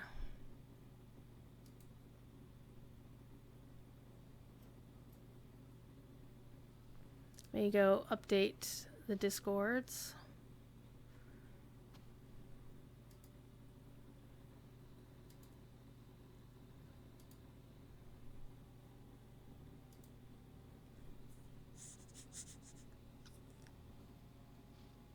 I think the cookie jar was on my last page. I seem to recall that.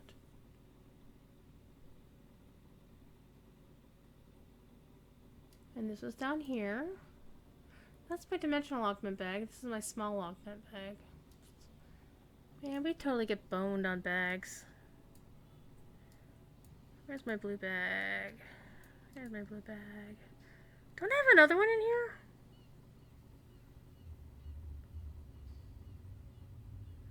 You know, well, you can't even use the search bar for this either. Oh, it's a huge gem bag right there. Duh. Druids Fire, you're a moron.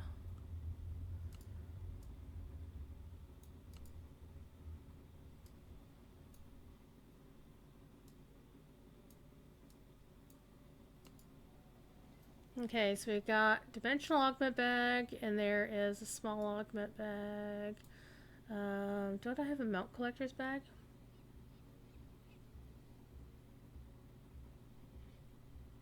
Small Wondrous melt bag. Right there it is.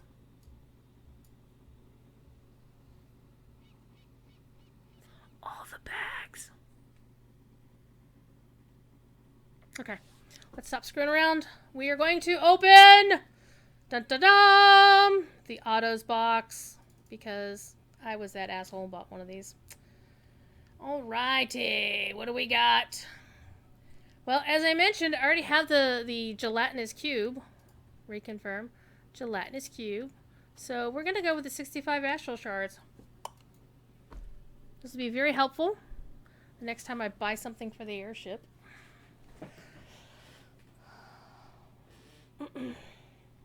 Everybody could have used Featherfall when Moria first came out. Fire falling into lava will not help. No. It just burns you slowly. Alright, so now that I opened my autos box, what did I get? Survey says this is your level booster right here. This is where we're going to get 2 million XP. XP caps at the heroic cap of 20. I believe on this character I'm going to wind up somewhere around 14 to 16, maybe, when I use this bad boy. Because from my experience, from my understanding, these XP boosts only count if you're in a quest. So using the XP gem inside the thing isn't going to help. TD's waving to everybody. And now it's looking to fight everybody. Okay. Let's hit the shiny button.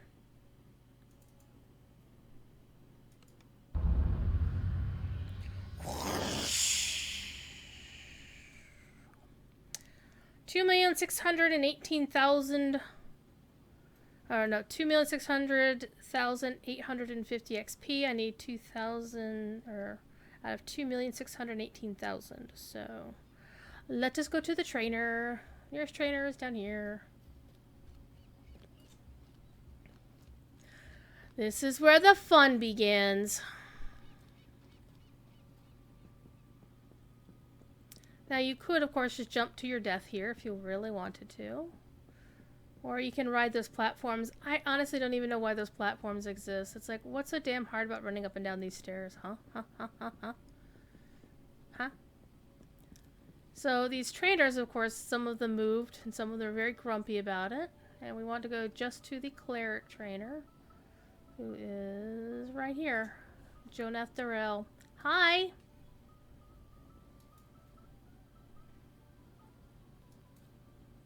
This is where you can really screw up your character because you're picking your skill points. And apparently I only get to use 4 skill points per level.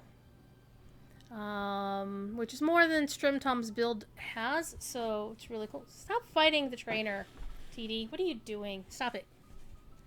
So if you die when you jump off, do you have to go through the recreate a character thing again? No, you don't. You will get rezzed. You can be rezzed, or basically you just sit out the rest of the fight until somebody rezzes you. So yeah, dying is different than being... Reincarnating is basically like using a Valar, but respecking. Dying is basically like dying in Lotro. You just get rezzed. Or what will happen is you'll drop something called a soul stone. And either one of your hirelings, because your hirelings are still active when you're dead, or one of the other members of your party will pick up your soul stone and go to what's called a resurrection shrine. You'll generally see a res shrine paired with a rest shrine. Res is the one that's got the gold symbol on it. Rest is the one that's got the blue symbol on it. They're basically like angelic statues that have these little things they're holding, and they have they're color coded. The most amusing ones is when the lovely DDO devs decide to shrink those icons. They're basically these big ass tall statues. They shrink them down and use them as toilet paper roll holders, like the little thing in a toilet, like that you stick the roll of toilet paper on. It's funny. Why is the walking mode so stupid looking? Blame the devs. I don't know. Okay, so plus con, plus heal, plus spellcraft. I have a point I can spend someplace else. Now, anything with a star is not a class skill. Yes, thief. Hi. Hello. Oh. Use magic device is actually kind of handy if you want to, for example, use scrolls and stuff like that. So I think I'll spend my extra point and use magic device. I won't really need search or spot too much because, first of all, I'm not spec'd for anything but spot, really. Because I don't have much intelligence on this character. I'm wise, but I'm not smart. But UMD is useful for pretty much every character. But because it's not a class skill, I only get half a point's worth for every point I spend up here. But since I'm already ahead of Strimtom's thing here because I have more skill points than I'm supposed to, I think we're okay. Alright. So we spent in concentration, heal, and spellcraft. Sweet. Okay, now we get a class feat, and this is where I get to pick my domain. Domains were a big change in DDO a few years ago for clerics, and this character is old enough that when they originally put them in, this character didn't have access to the domains, and eventually it actually stopped her from leveling because I had to go back and reincarnate her so she could access the domains. It was very bizarre. So each domain is very different. They give you certain abilities.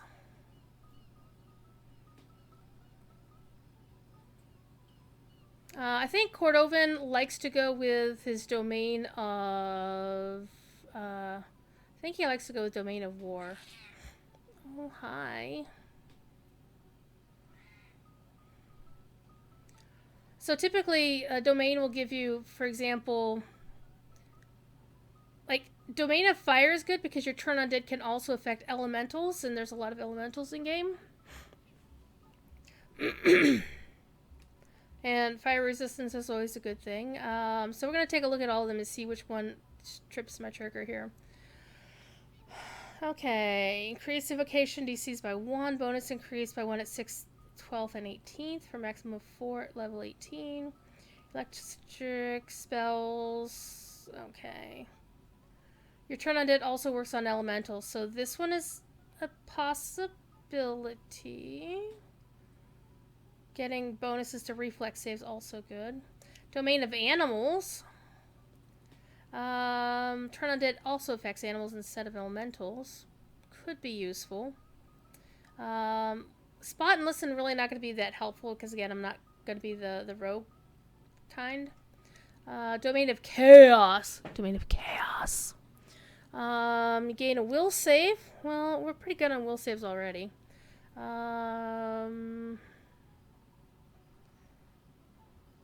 Lawful characters can't take that domain. Well, I'm good. I am true neutral. Necromancy. Yeah, Domain of Death really doesn't seem to. Well, Domain of Death works in terms of you turn undead as if your cleric level's 2 higher level than it is now.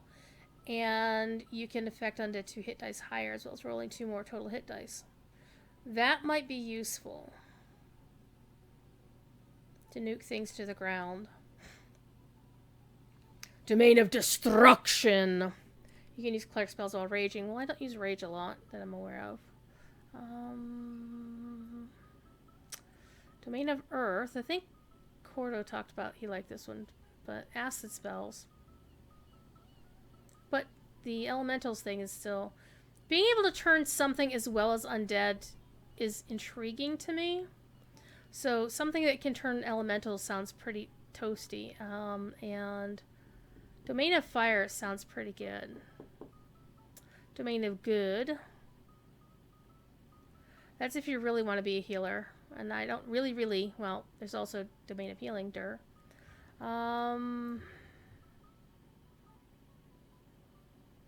Yeah, that's only good if you're going to be a total unheal bot, and I'm not. Domain of Knowledge. Domain of Law. Yeah, Domain of Luck. Domain of Magic.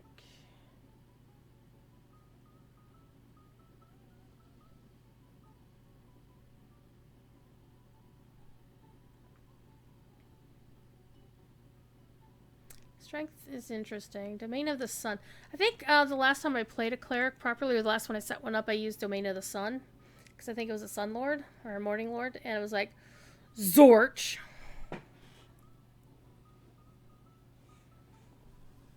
So I don't think I'll go with that this time. Domain of Trickery. Domain of War. Domain of Water.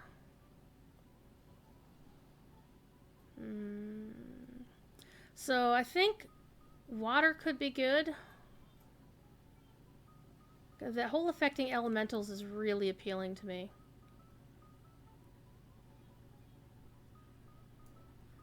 Or Domain of Death. So death or air or water, I think.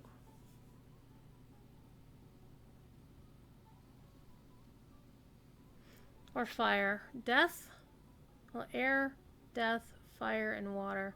Almost, it's like the anti-Captain Power. Captain Planet. Captain Power was something else.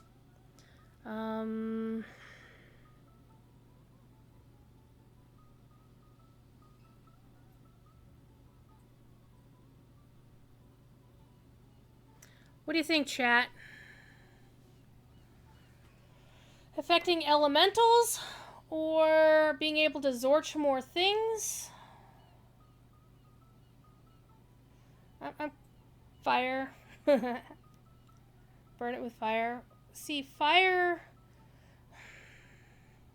I want to take a look at the Cleric Spells because I want to see how many of them are actual fire spells. Because if I'm going to build for fire spell stuff, that's a bit different.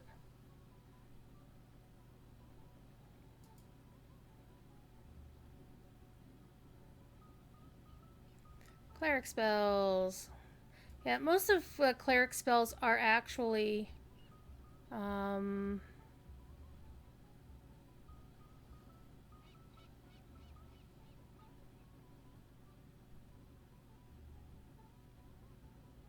Blast Command. There's a light spell. Doom. Not seeing a lot of fire stuff here. All those are level 1 spells. Level 2. Definitely want to get for the restos. Spell for warding, magic circle against evil, protection from energy. Searing light, again, it's a light spell.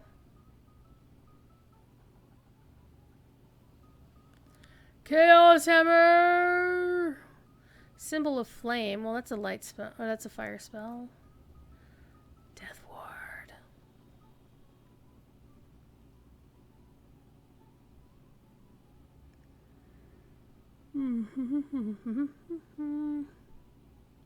So there's Flame Strike.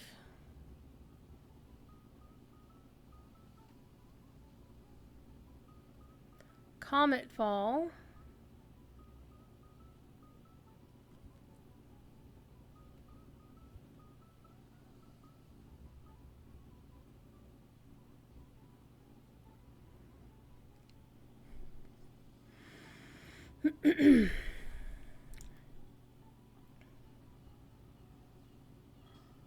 Yeah, I'm honestly thinking something that's going to get me elementals as well as undead.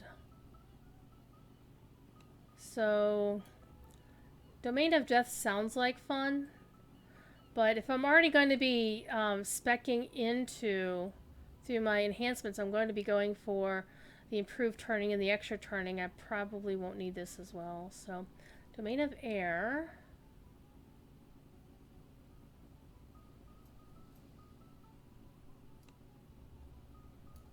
Domain of Fire. So far, fire seems to be a good option.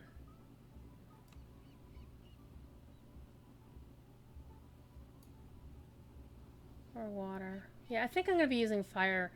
I think we're going to use fire, chat.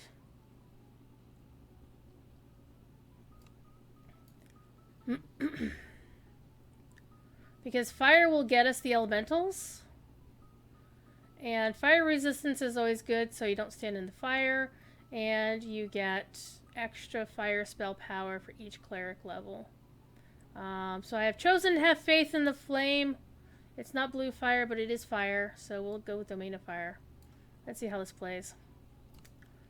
Alright, finish, and we are now level 2. Woo!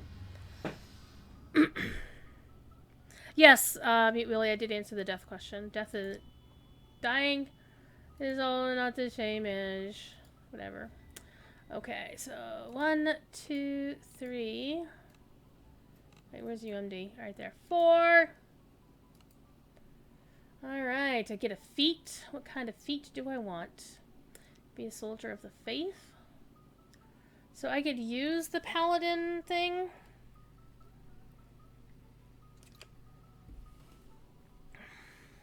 Or I can use the ranger one. Or we're not going to do two-handed or two-weapon fighting. You don't need two-weapon fighting if you're going to go for crossbowy things. So again, we're going for ranged feats and be a child of faith. We're not going to build for a favored weapon because my favorite weapon is Warhammer, and I'm not going to do a Warhammer build. Though I am super tempted to get the Bastard Sword one. On the other hand, Great Crossbow, repeating Heavy Crossbow, or we're going to go Inquisitive. That's right, we're going to go Inquisitive. So I don't need these proficiencies, and if I'm really that desperate, I do have a Lesser Heart floating around. Combat Expertise, nope. Nope. Precision. Yes. We're gonna go with Precision. Because I can also use some Harper Agent stuff to get some cool shit going on too.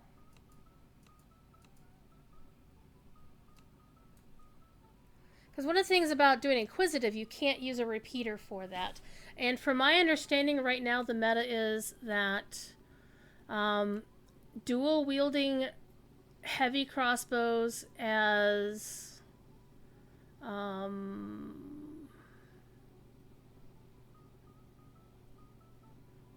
yeah, I want point blank shot as well. Let's go point blank shot this time. You automatically get your spells. We'll figure those out later. Level 3. Let's do it again. Woot! Woot, woot, woot, woot! Alright, we're gonna put our points into what? Wisdom. Because Cleric. Wisdom.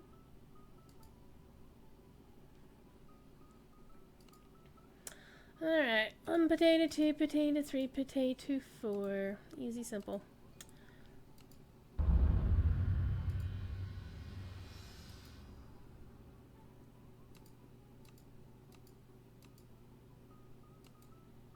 Alright. Get a class feat. Improved Domain of Fire. Ooh, Scorching Ray is a spell-like ability. Ooh, it's sexy. Gonna set things on fire. And benefits from meta magic such as maximize without paying the normal additional spell point cost. Ooh. So I should get maximize spell just for shits and grins.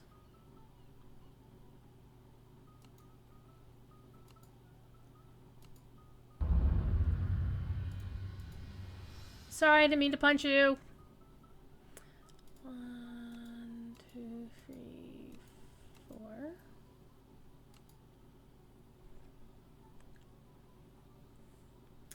Okay, I get 2 feats this time.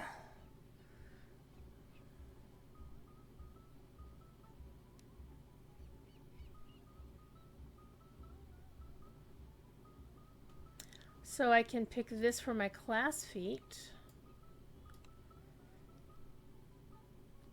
Yeah, there's nothing else flagged as a class feat. Well, so basically, we're throwing away our class feats because warhammers are not exactly projectile weapons. Okay.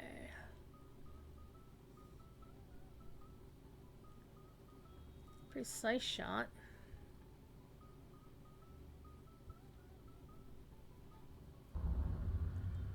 Precise shot is awesome. I will not be able to get improved because I don't have a dex of 19. I won't be able to get a dex of 19.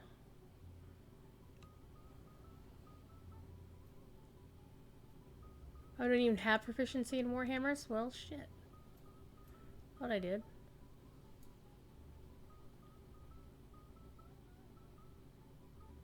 Rapid shot is also a good thing to have. I'll go with precise for now.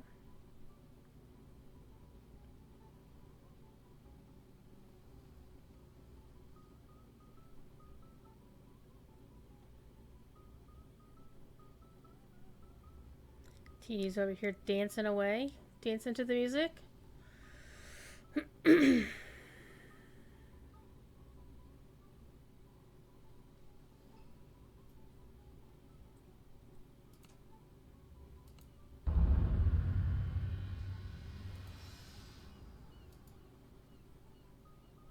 Ooh, I get 5 points this time. You know what? I think I'm gonna put some points in. Maybe I should put a point or 2 in jump. What do you think, kids? Point or 2 in swim would also not go amiss.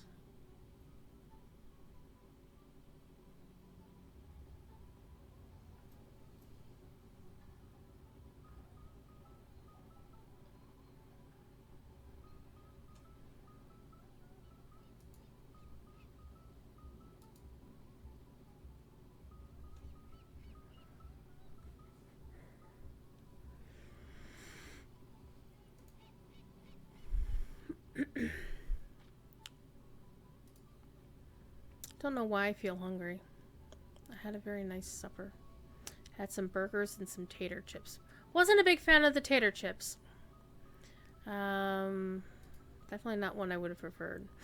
Alright, what else have we got here? Feats, Empower, Healing Spell. So I should probably do Empower Healing Spell at some point in this process. But, enhancements... They don't really talk about what skills you should take, though.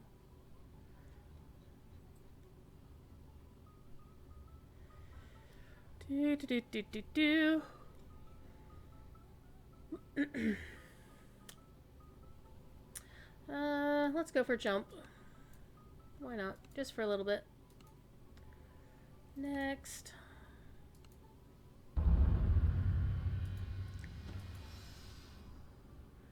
More wisdom, please. Ding! Alright. 1, 2,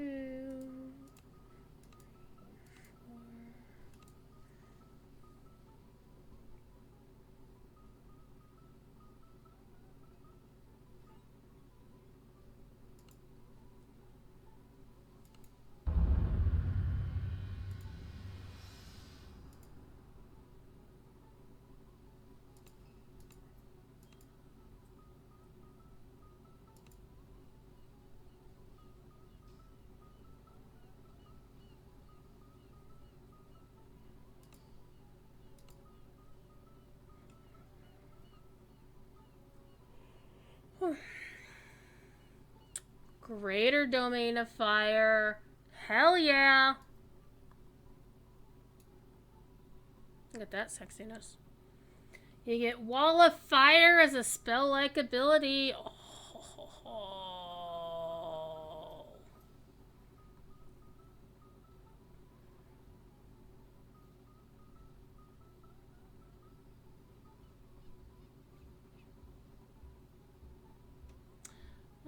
Let's see. Let's get precision this time.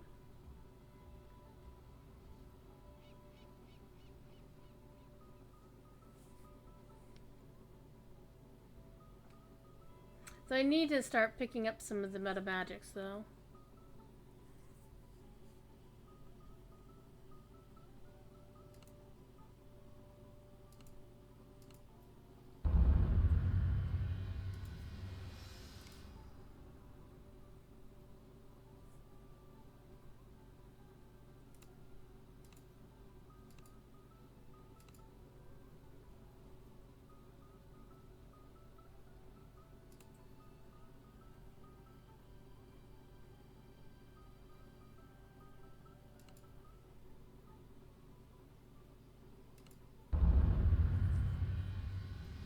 Level 10!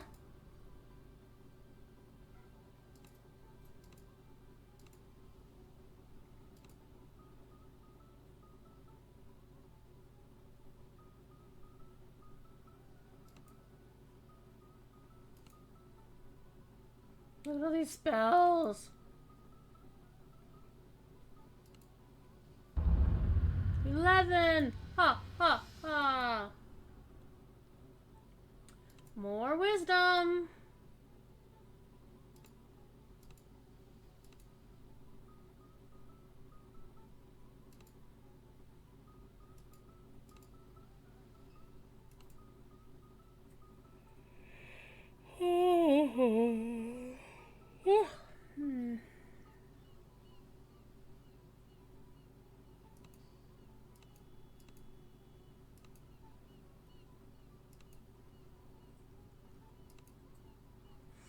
Okay, improved critical piercing weapons. Or no, ranged weapons is the one we're looking for, so I think that's a good one.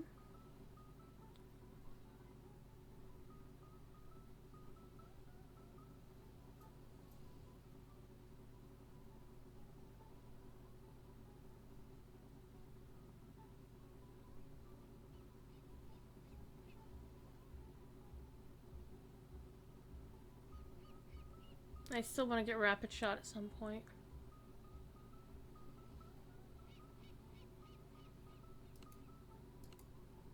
Maybe next time I get a feat, it'll be rapid shot.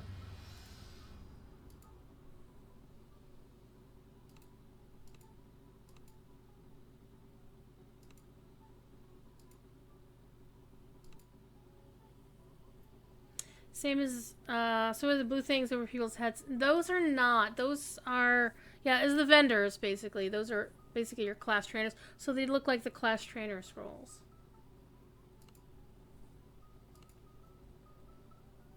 So the quest ring in DDO is actually a chalice. And then if it's a repeatable, something you've already done, it'll be a blue chalice with a circle around it. And then if it's something where he's offering like the first quest of a chain of quests, it'll be like 3 chalices. By the edge of the Stormreach market, a pensive form scans the thronging crowd. She is searching for heroes. Heroes able and willing to face an unknown foe in the ancient ruins of Giant Hold. Been there, done that. And that voiceover happens anytime you ding level 13.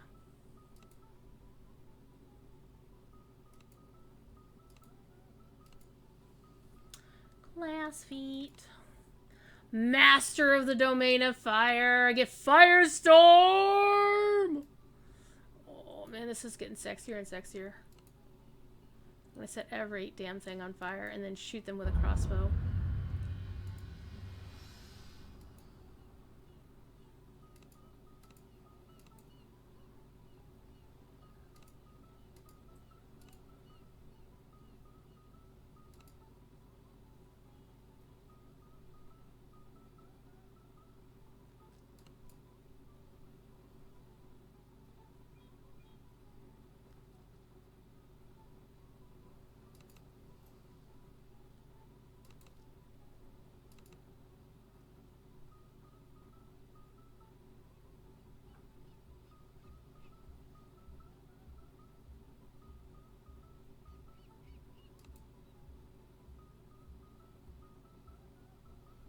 Okay, we did want to get rapid shot. So more pew-pews. I need to get a good crossbow though. I have some, but I want a really good one.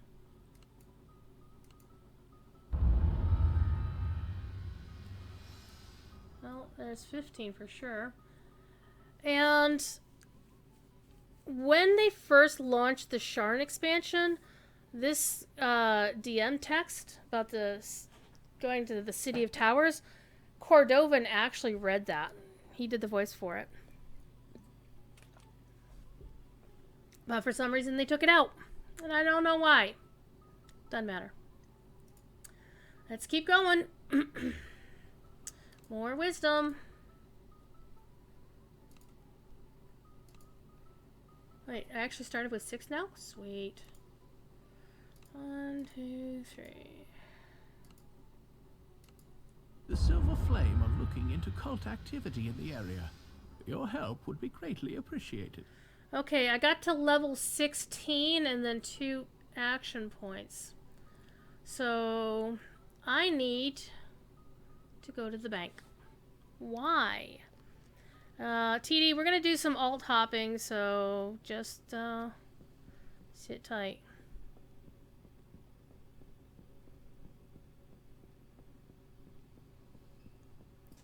Because I have some XP gems stashed away.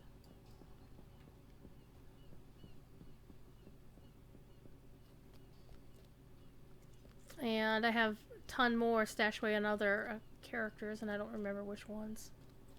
So go figure that out. However, let's get this out of the way. Get that out of the way. Alright, back to the spreadsheet of doom. And I don't even want to know what that sound was, but it sounded like somebody was tearing their iron defender apart. XP.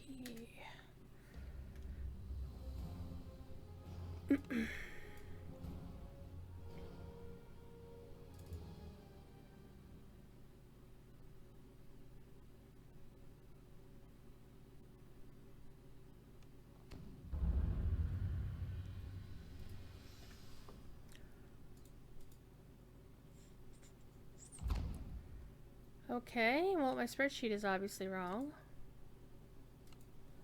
Because this character is not showing any XP gems.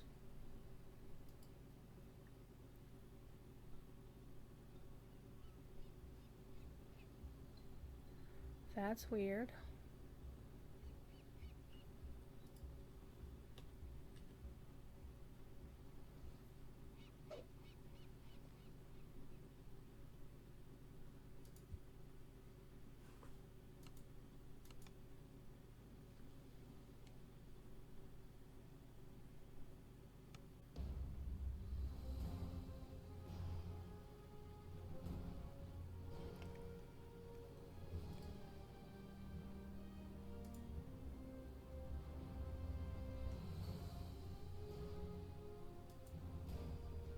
C2 has some.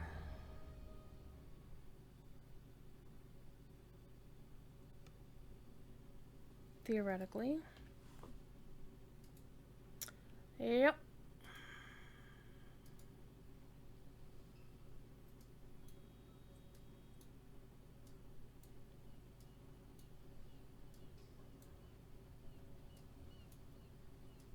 This is why you roll your daily dice.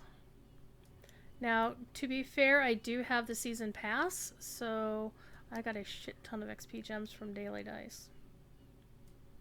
And I have brought stashes over from the Hardcore League for from Season 1 and Season 2. I think I used most of the Season 1 pile, but the Season 2 ones were just taking up space in the vault.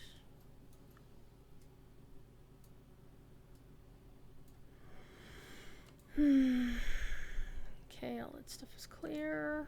All that stuff is clear. Let's actually go back to the other one. I want to see if I had left any XP gems in the main bank. Move that line. Delete row.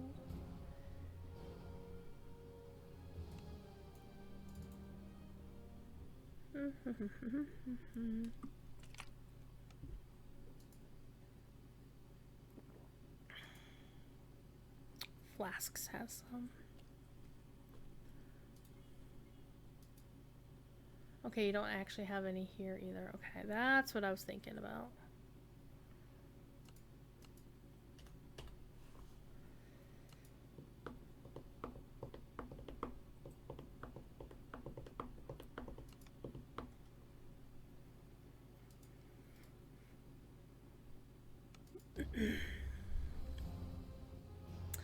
Alright, flasks. Should have some XP gems.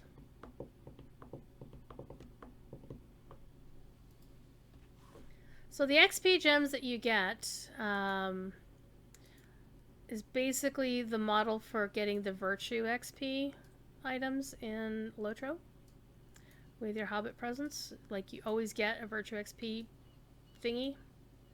No, they don't stack, and I kind of like how these XP gems will actually ask you if you intend to use it, whereas the Virtue XP pots do not.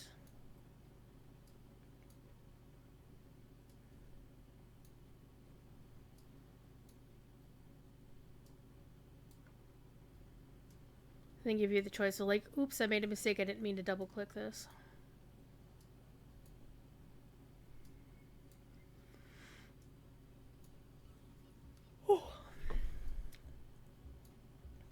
Eventually what I'm going to do is I'm going to re-inventory manage all of these characters, especially once I get all these XP gems out of the way.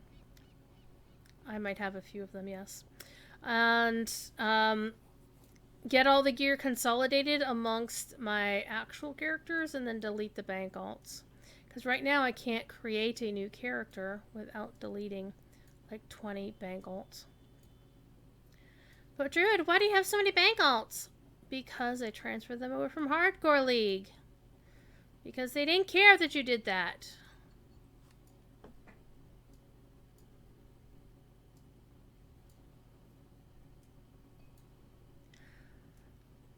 Now, if Hardcore League, if the servers themselves were more stable, I'd be playing over there because I am so far behind.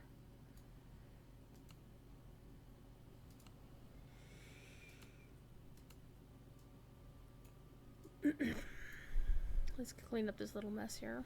There we go. All right, who else has XP gems?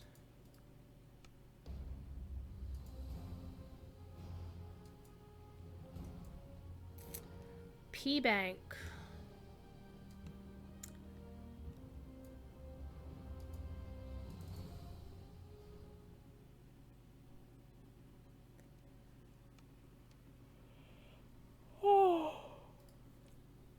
I still don't know why I'm so damn yawny. See? XP gems out the ass.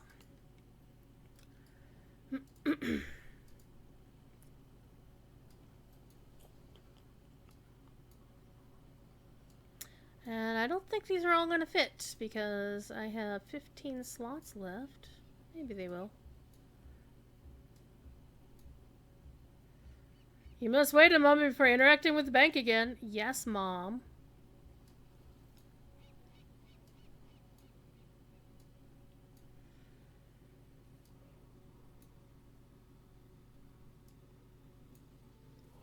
Oh, goodness. Druid is tired. Druid should not be tired. I honestly think it's the meds that I'm still taking from last week's adventure at urgent care. Some antibiotics mostly. They've been making me tired. It isn't the fact that I played Ark for like 15 hours yesterday or anything. It has nothing to do with that. Okay. Let's see. So we have 100.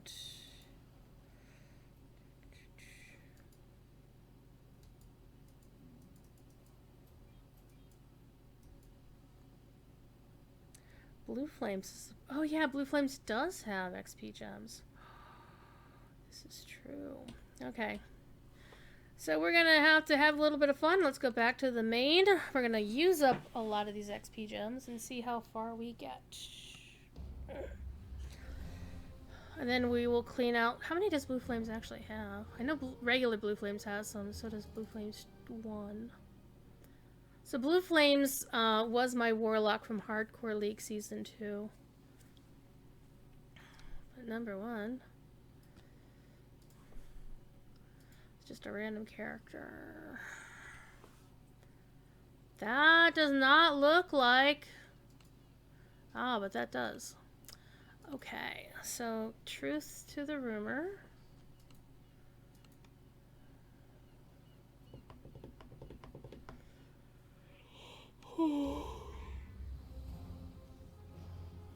What? Yeah. Alright, let's go back to the main. To the main, to the main! She's a cleric again. We're back in the clerics again.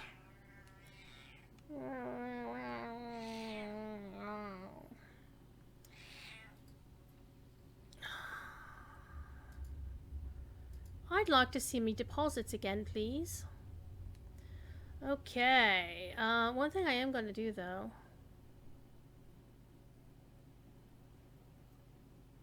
I want to look fancy again. I want to look fancy again. Meow.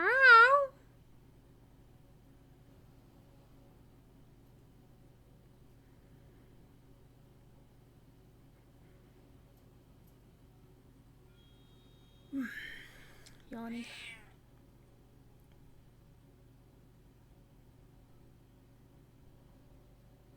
Am I missing something?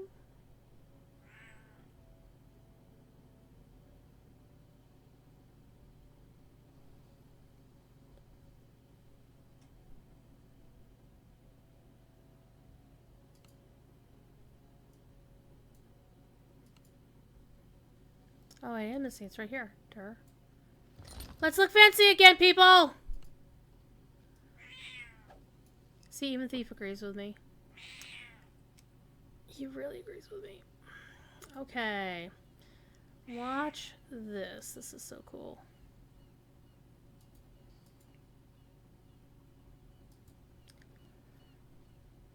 The way I like to do the XP gems is I like to do the tiny ones first, and then build my way up to the really big kahunas. So we're going to do that. So let's go to here so I know I'm on the last page. This goes down here in the corner. Wow.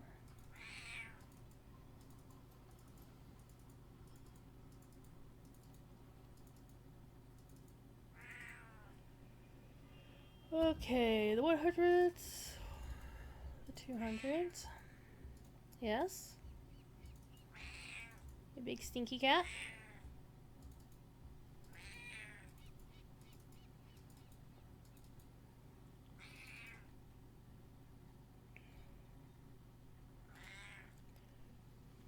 What?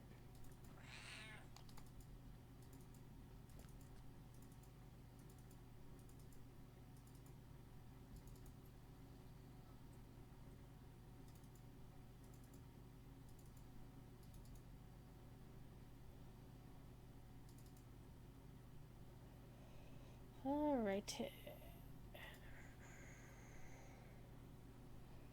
Then we go back to the beginning and pull our 1000s. I'm definitely going to save the 10,000 and 15,000 ones for the very end. Alright. I think that pulled enough that I can go back to those two other alts and clean out their XP gems as well. This is a 4,000. We're going to put that in here and pull a 2,000 out instead. And there's this one, 750. Okay. We'll start with the 2,000 first just to let you see. Well, you can't actually see it because I have my overlay in the way. To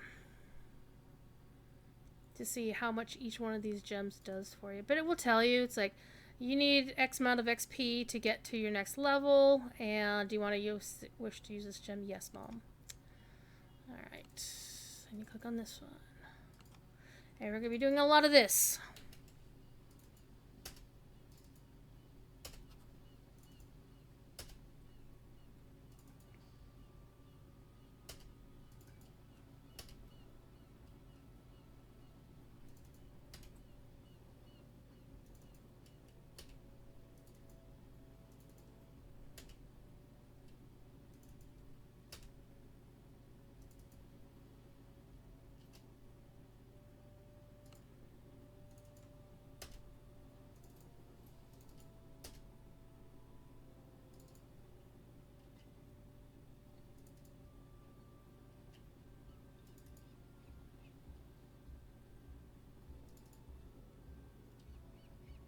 And we've almost come to the end of our time. I did start a half hour late, so I will run an extra half hour tonight to get us where we need to go.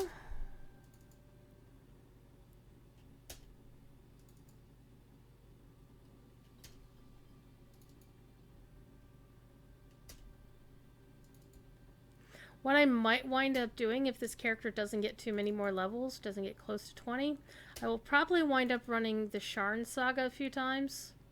Maybe the Ravenloft saga as well. And instead of choosing the guild favor, the guild renown option, which is what I normally do, I will actually choose the character XP gem instead.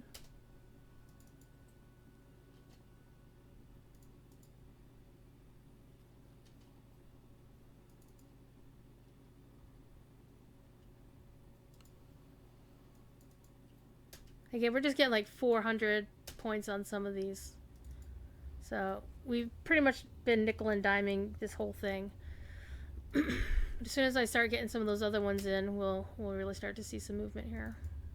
Hoping we'll at least get level 17 out of it.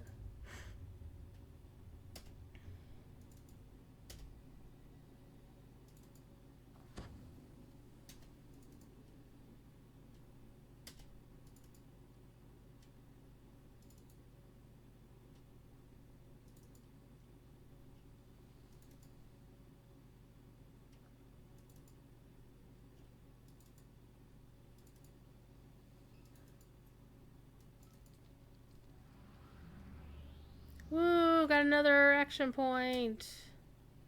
And I have like a ton of them. We still have to do that part of the process as well. I'm not sure if I'm waking up to do that part of the process. Alright, so we cleaned all those gems out. Nice. Let's move this to the first page. Move this up there. TD, would you stop punching people? You're so unfriendly.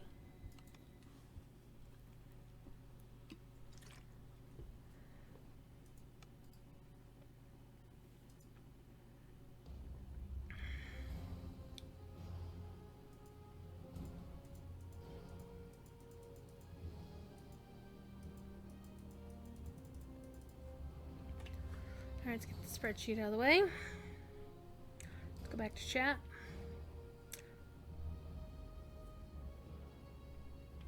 Did I get another blue dragon in Ark? No, I didn't.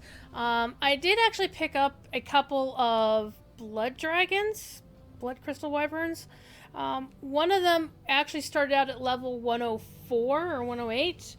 Took forever to tame because you're supposed to use primal crystals to help tame them more quickly, and I didn't have any, so I took forever. I wasted probably like 5 or 6 parachutes because they kept brushing me off, literally, and they were like falling. But eventually I got her.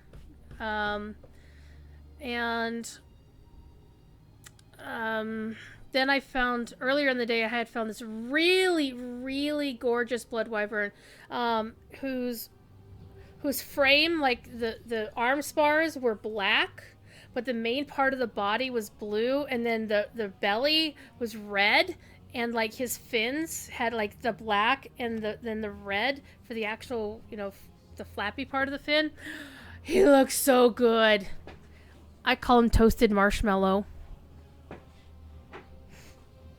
I might actually keep him. I was thinking I was gonna tame them and then give them away to somebody, because actually a couple of my friends in the game lost their wyverns because they ran into bad guys.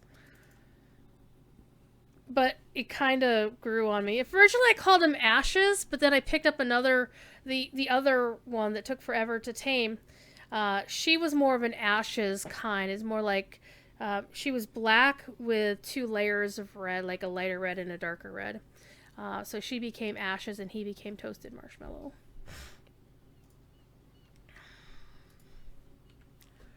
Alright, you did have some gems here. Let's put those in here.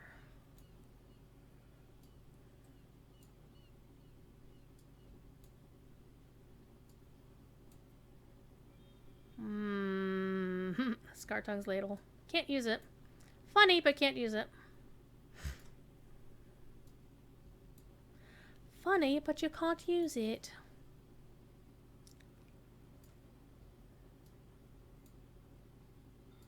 We need to get TD leveled up so we can actually do some quests. So I'm not playing, so I can actually play my main. So one of the main reasons why I wanted to switch my main back to full-on cleric is we'll be running with most of the times that I'll be running the character, I'll be running with a rogue, so I don't need to be a rogue. I'll make him be the rogue. It's like, Jerry, be the rogue. Okay. But that's generally only when he's going to be on the DDO stream. Alright, got those. Let's hop one more out.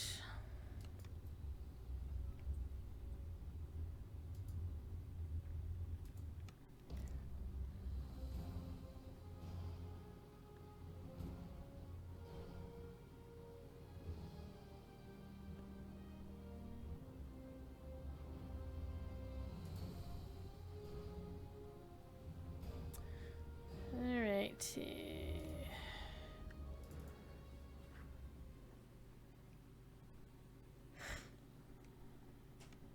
Should make it some. Actually, kind of looks like s'mores. So this character is actually. I'll show you the character when I log back out. Remind me to do that. This character is actually a warlock, which is new for me. I've never played a warlock before. The Hardcore League Season 2, but she is a pure level 7 warlock, and she pews. She's a very pew character. Warlock is very tanky. I was actually tempted to go Warlock this time on my main, but I kind of was feeling the Cleric bug again because, you know, Clerics are awesome. I like being, I'm in love with being able to unturn dead. I just love that. And to have it on a Fire Cleric with those SLAs, oh, it's gonna be sexy. It's gonna be sexy, kids.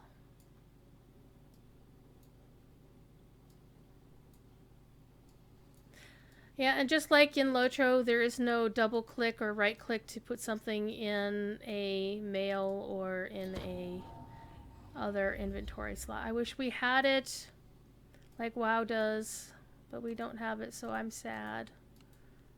Okay. Very good. I'm gonna move these up here because it's all about being nice. Violet leaf outfit with a cloth shirt. What does that look like? Except I can't give it away. Wish I could, because I know TD wants something in purple.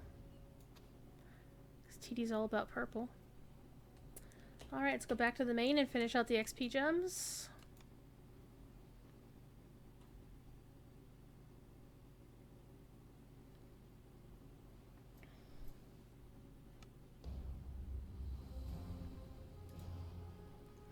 Ba, ba, ba, ba, ba, da, ba.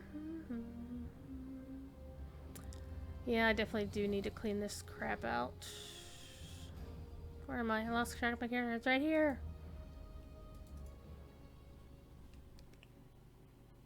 Fifi?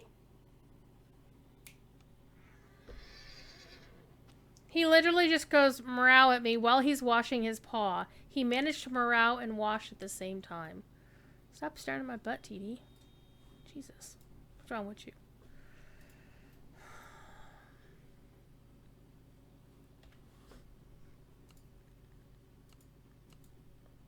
Okay, again, we're going to sort by name. 100.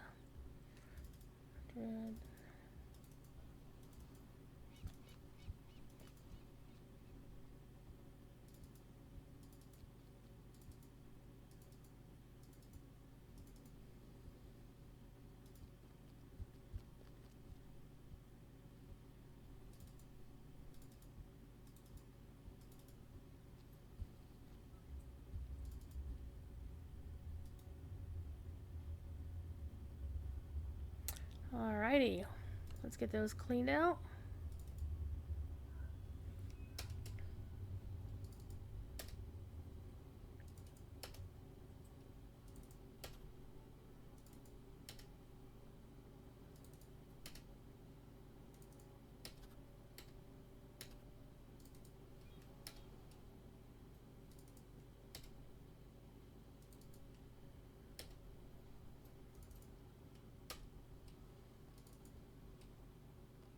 It is a nice foot. I will grant you that.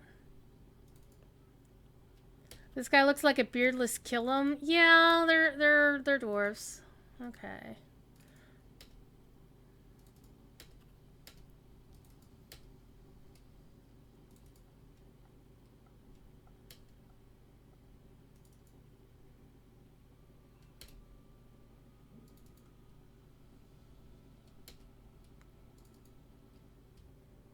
You are better looking, this is true. Alright, those are all the low-B ones. Let's go back in and start with the 1000s. Would you stop trying to kill that guy? He's doing nothing. He's just standing there.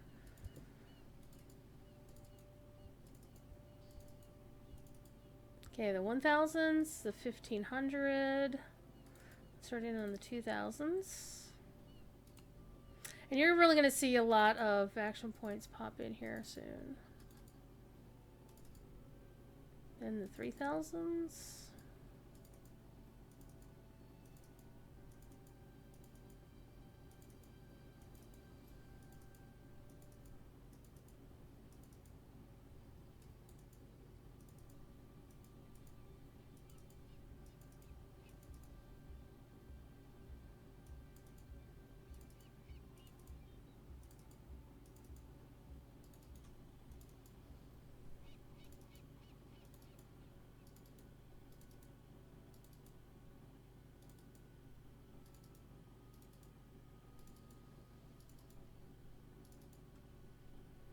Alright, all but my 3 10,000s and 2 15,000s and 1 7,200 sitting there.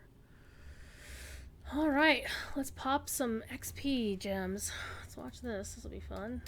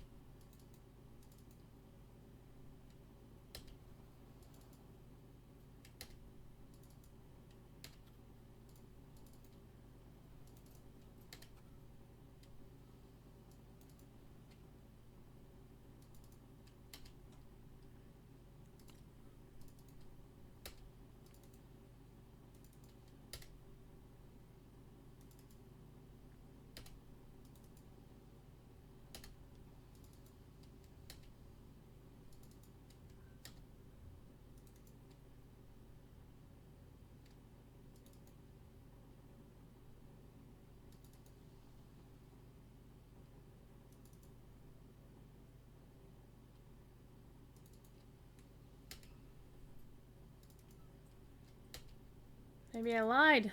I'm not really getting too far. I get another pip. We might get level 17.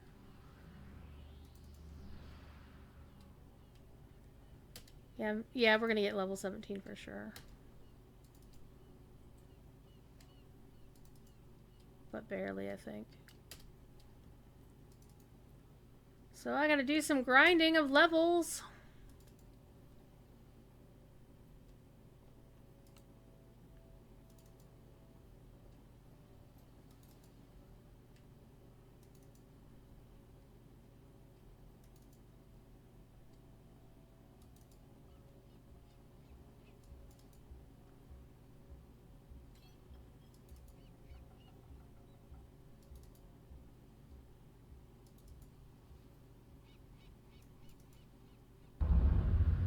There we go. We got our ding.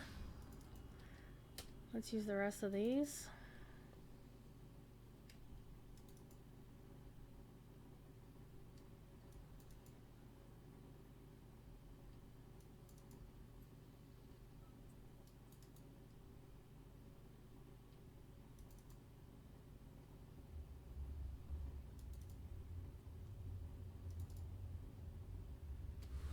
Alright, last cartload of XP gems. Here we go.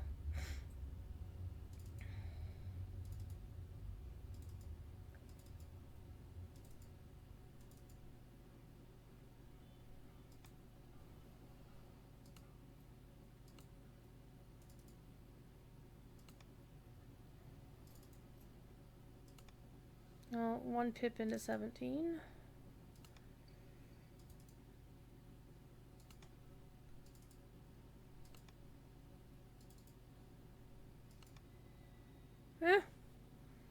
Alright, back to the person down here. And then we get to do our enhancements. Woo!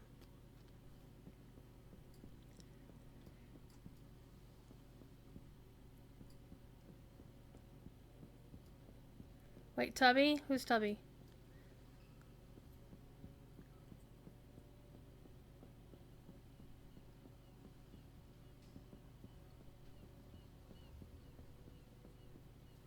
But yeah, Killam needs to come join us. Alright, let's take level 17. 2, 3, 4, 5, 6. Oh, the hot tub. Oh, gotcha. You have a hot tub in your house? Nice. Got all my spells. There we go. Alright, so now we get to spend action points.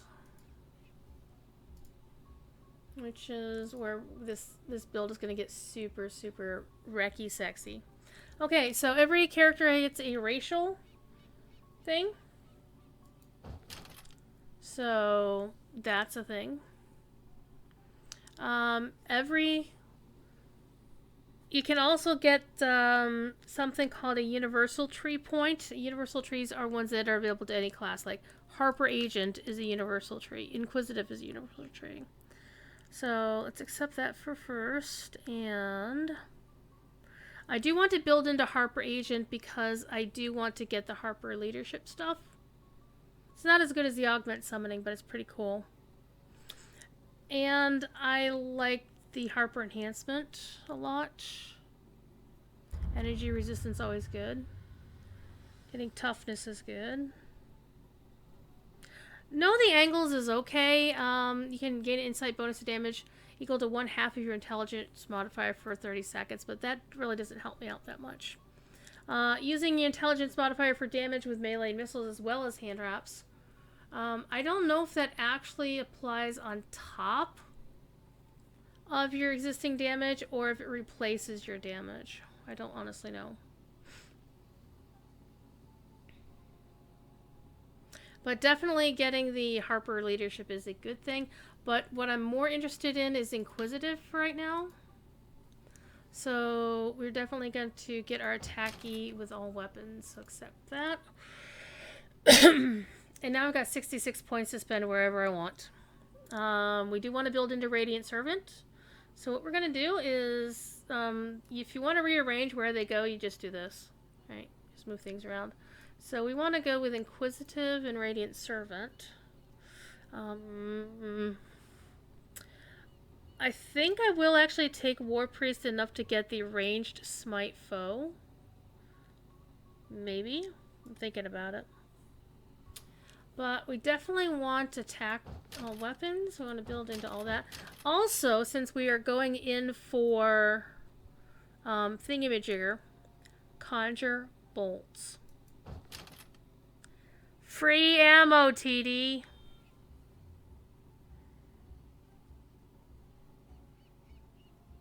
I definitely want Law on my side.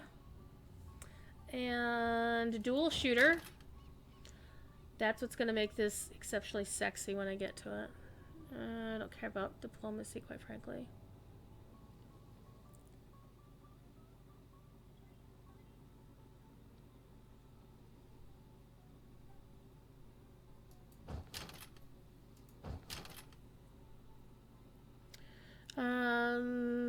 This one is Scroll Mastery. That's actually a good one to have.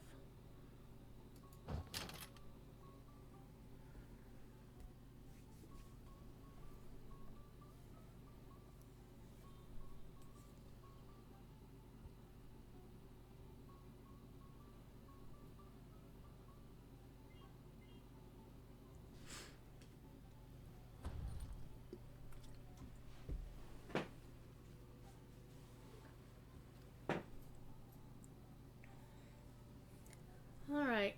The main reason why you'd want to stack on Conjured Bolts multiple times is the spell point costs, less each time you take it.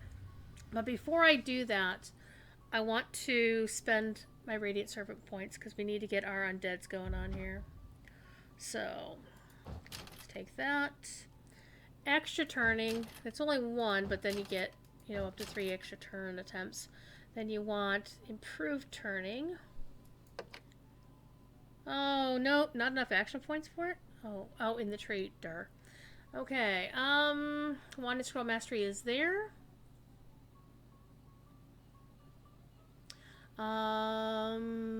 Definitely want this and that. Oh, man, I really needed to take some meta magics, but we'll deal with it. Extra turning and then improved mighty turning.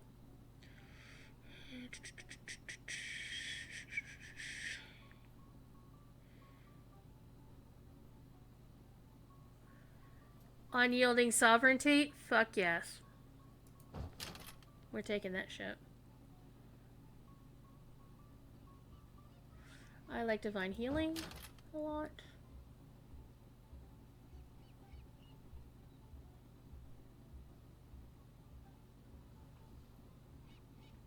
I don't like that.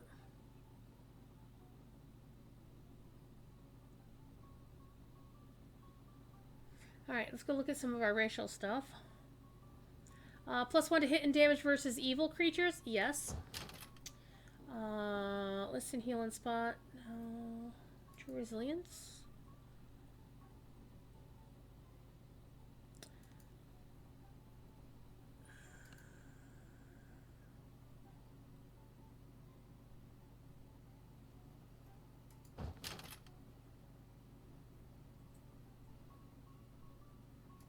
Yeah, let's take the healing save. Divine Purpose. I sprout ethereal wings.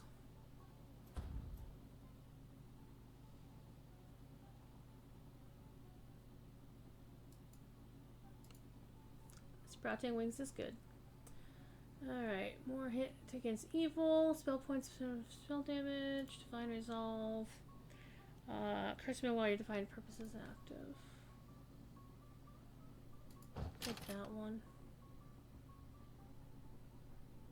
Definitely want to get into divine charges though, I think. But I have to also keep an eye on how many action points I have left. I need to spend 5 more points in this tree to get that, though.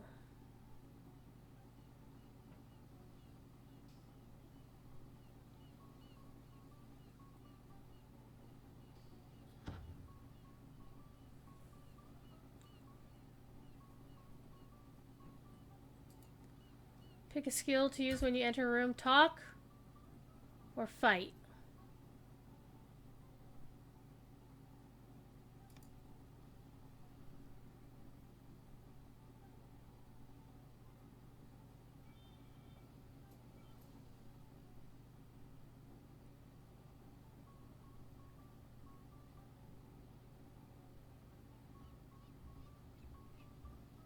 I really want to spend more to get this, but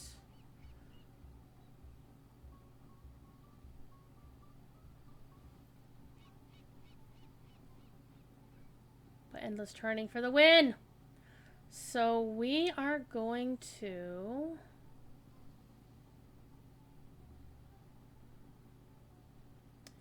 Cleansing is always a good thing to have.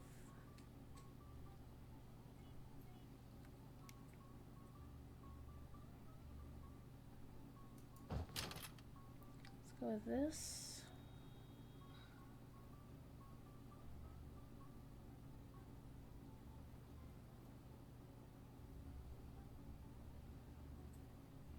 Martyrdom sounds kinky, but I don't know.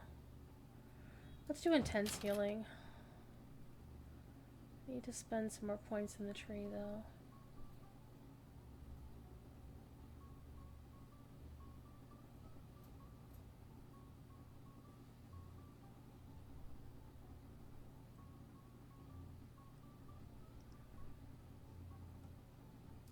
Let's do more undead turning because it's so much fun.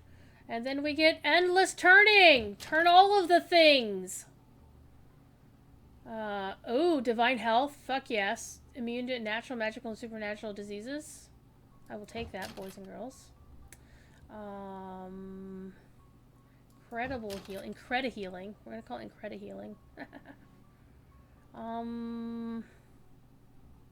Yeah, let's regen Turn Undead because Turn Undead is awesome. Because remember, with this Domain of Fire, Turn Undead also turns elementals. Alright. Positive Energy Aura.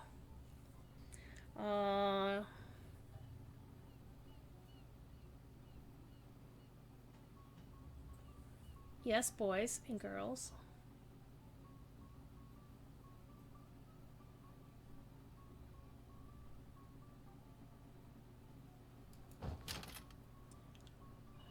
And by taking a tier 5, you can't take a tier 5 in any of the other ones, which is fine.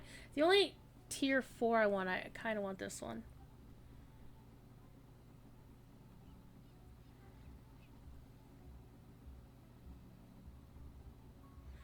I before E, except after C, except in weird words like receive. Jesus. We're not gonna go that route, I don't think. Kind of want that. I'm gonna keep piling on the healing though.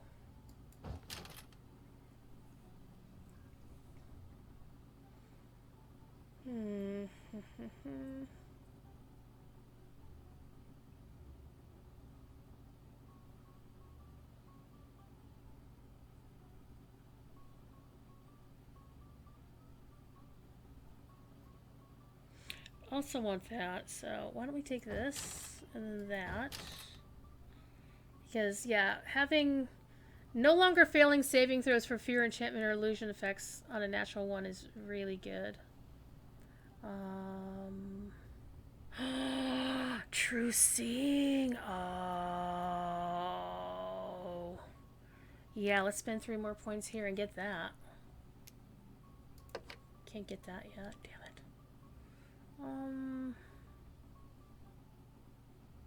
Let's get one in Scroll Mastery.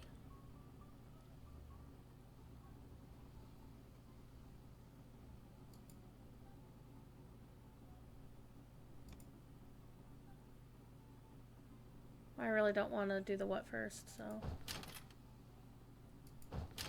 Okay, we got my 20 points. I still have points left, so I can spend 1 here, get True Seeing, because that competence bonus is critical threat range and multiplied with levy. Light and heavy crossbows is damn sexy. Let's take that and that. We still got 2 points left to spend wherever we want.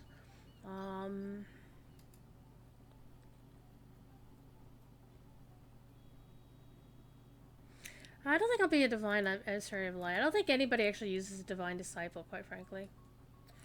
Okay, so we've got 2 action points remaining. We can get +1 to hit and damage versus evil creatures for 1 point. We can get +25 spell points. I was actually aiming for divine charges, but I will need to get more stuff to be able to do that.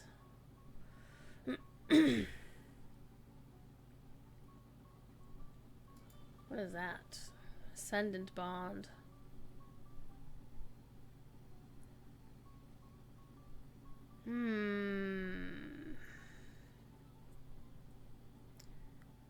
Gain +3 stacking bonus on all saving throws, sacred bonus max. And that would actually be useful to have. But I need a lot more action points to be able to build into that. I need like 8 action points. 15? 6? 7, 8, yeah. I mean, so this would be really nice to have the saving bonuses. Or saving throw bonus and bonus to HP and bonus to PR and MRR. That would be nice. But what we can do is, I mean, I'm really tempted to add the thing against evil, so that is a racial that will help. And I'm tempted to drop I'm honestly tempted to drop in the ranged attack that it deals, and it's a +5 smite. That thing, smite foe. I'm a cleric. I like to smite things. But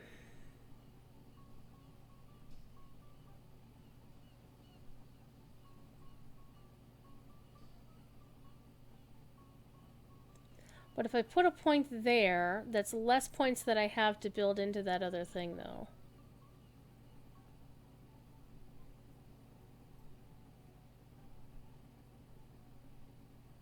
But only by 1, so it's not that huge of a deal.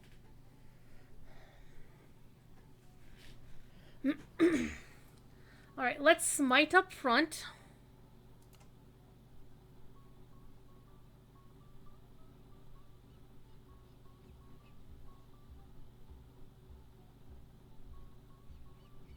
And see, the whole War Priest thing only works with your religion's favorite weapon, and we're not using my religion's favorite weapon. The Sacred Touch is nice, actually, but we're not going to do beyond that for War Priest.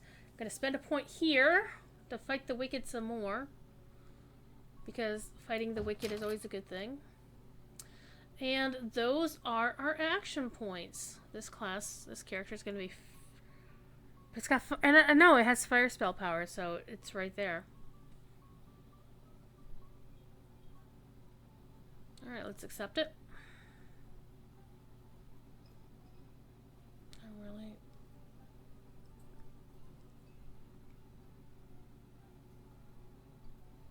What is Divine Purpose? That's Healing Hands. Healing Hands is pretty cool. Alright, accept that.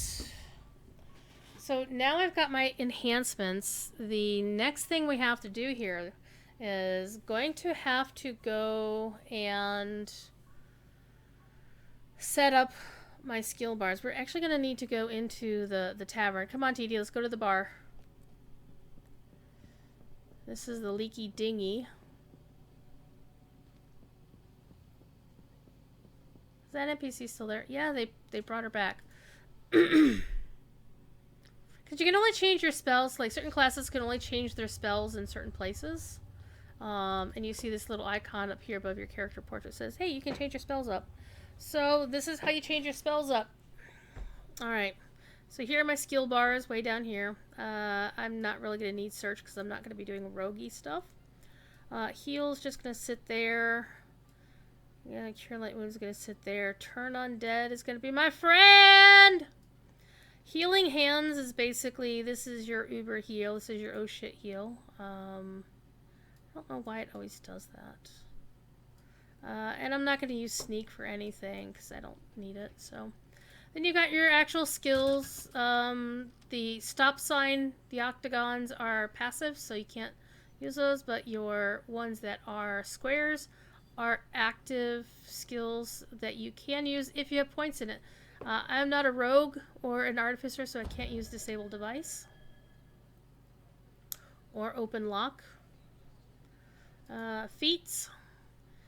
This is where I basically go and just do Show Active, because these are the ones you're going to put on your bars, and I never actually use any of those. Cleric Domains. Yes. So we're going to bring this down here. Improve Domain of Fire. And I'm just putting these down on the bars just to get them down there first, and then we'll have fun with them. So Turn Undead Cleric is already down there. As you can see, I've got 10 Turn Undeads per rest period, so that's damn sexy. You've got your defensive feats, you've got your deity feats.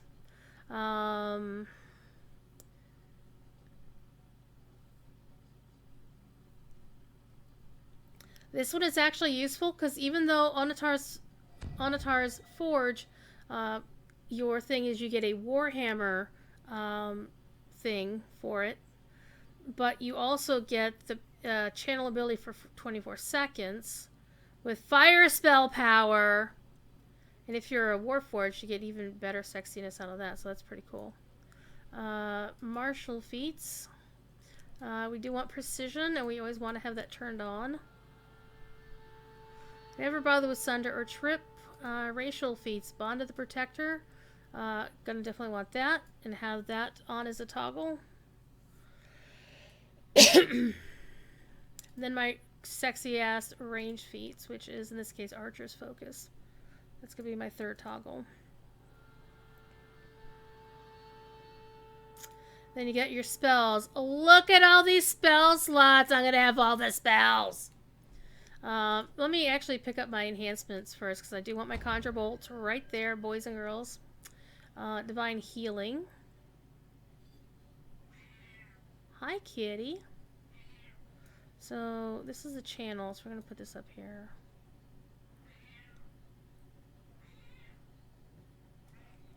Okay, those two are clickies. They're not called clickies, but I call them clickies. I'm not really too worried about having hit the streets. But Law on your side, all very good. Positive energy aura. That's definitely an oh shit moment. Hi! Hi! Oh, come here. Come here. Oh, you dumbass. And then we've got Smite Foe. That is definitely going to be attacky down here. And then Unyielding Sovereignty. And this is your... I'm going to heal all of your stuff. So that's even more of an oh shit than this is. Okay, so we don't worry about the passives. They're just there. Dual shooter, crossbow adept. Oh, extra turning. I just need to get me some good crossbows for this character, then I am set. Actually, let me go see. Tolkien Otaku, hello again. Nice to see you. No, F. Crossbow. Yeah, unfortunately, mostly what I have is great crossbows, and I need like a regular heavy crossbow. Actually, let me do heavy crossbow. Well, that's a level 5. Level 4. Apparently I only have 2 of them left. Oh, that's good of me. Hi. Hi. Hi. I might actually borrow a crossbow from an alt. I might. Okay, now let's go set up some spells. This is where it's going to get dangerous, people. Plus, I have a stash of Omnispell Dust, so I'm pretty much good.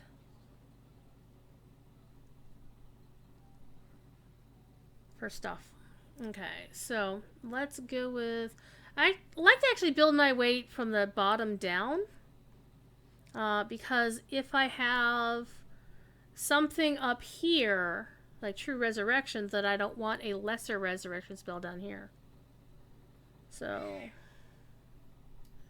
definitely want True Res. Implosion.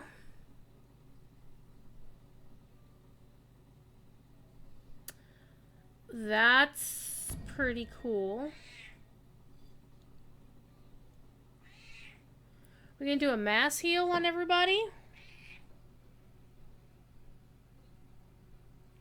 Or we can do an energy drain on somebody else. We can also summon a monster. Summon monster is good in that you can basically, it's like have an additional pet.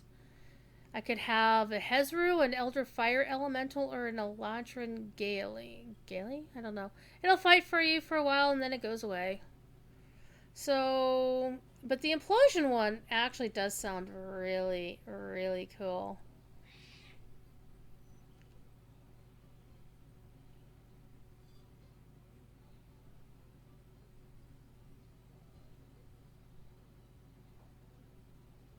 I think we'll go with Implosion because I don't see myself doing a lot of mass healing if I'm not running this character. If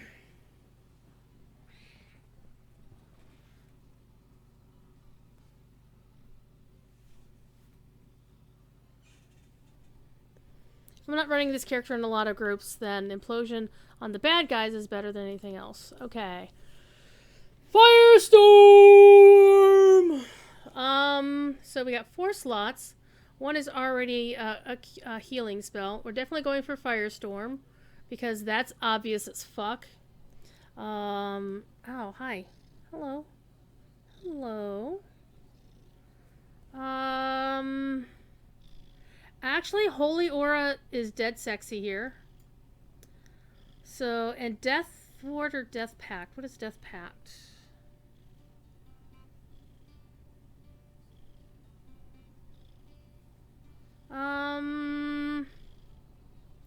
Not a huge fan of it, I must say. But Death Ward Mass is good because I can Death Ward my entire gang. So I think that's a good option. Hi. Hello. Again, we have Resurrection. But this one resurrects the target with half the hit points. But I have a shit ton of spell points.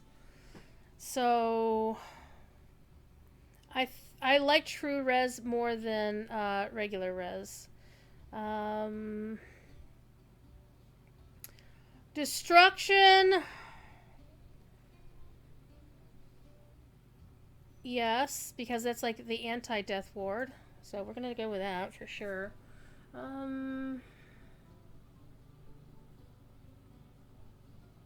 Spell resistance on multiple targets. Spell resistance is actually a good idea, I think. Restoration. Summon monster. You can do a Freetie, a Ginny, or a huge earth elemental.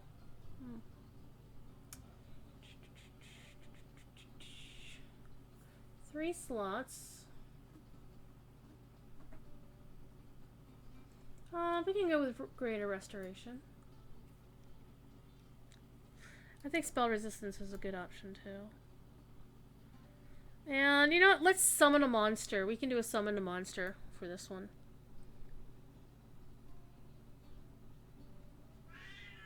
Wow. Blade Barrier, always a good option. So Blade Barrier. Comet Fall, we're going to explodey things. And that is, I believe, a fire. So Comet Fall, good.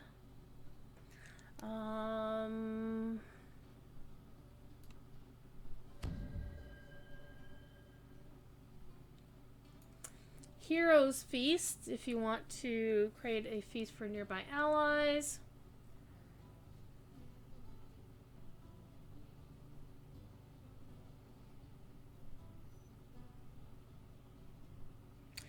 That might actually be interesting. Word of Recall will teleport you to the Temple of the Sovereign Host in House D. You can just go there normally.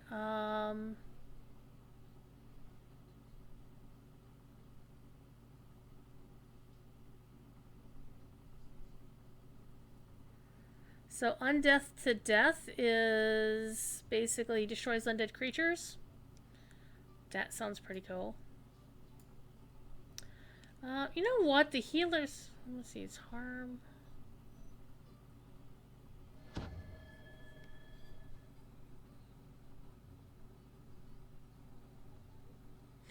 We could do some buffing, though. We could do with some buffs, I think. So, Bear's Endurance, Bull Strength. Because he lasts for 17 minutes. Create undead. Why would I create undead? Now, create undead equals extra pets, but, you know, I'm trying to be a nice person on this character. Plus, harm, heal. I kind of actually do like the idea of the Hero's Feast.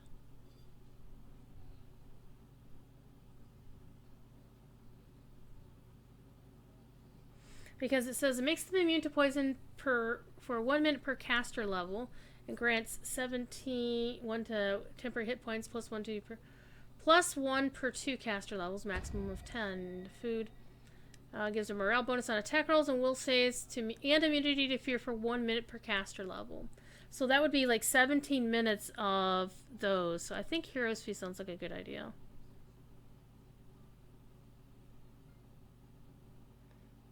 But it's only for one person. TD needs munchies. I'll probably get some munchies after the stream because it's about that time. Plus to wisdom is always good. No, I think I'll pass on the Hero's Feast this time. Greater Dispel Magic. I'm not going to be doing a lot of that, so...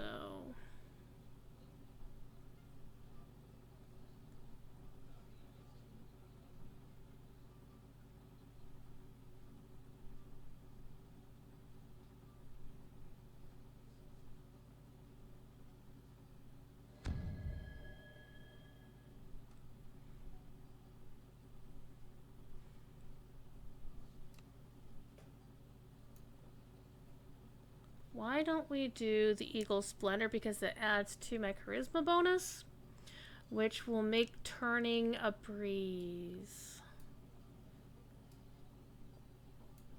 And since we're doing bonus to con, bonus to strength, high, bonus to wisdom. That will help with healing. So I kinda think I want something like a bonus to con, though. Yeah, I think I'll go with the bonus to con instead. And those are mass anyway, so the lower tiers I can get the single version.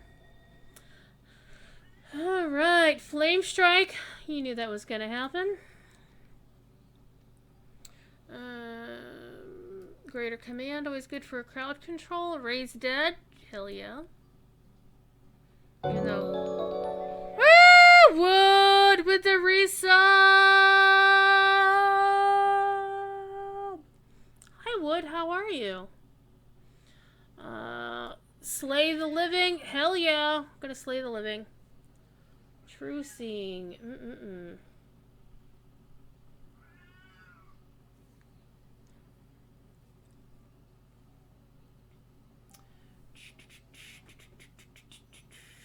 Divine Punishment sounds like fun.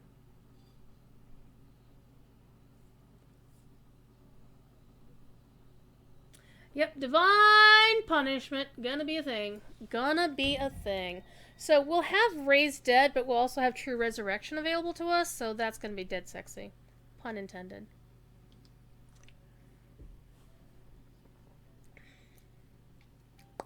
Wait, True Res is 50 points, and then Raised Dead is just 30.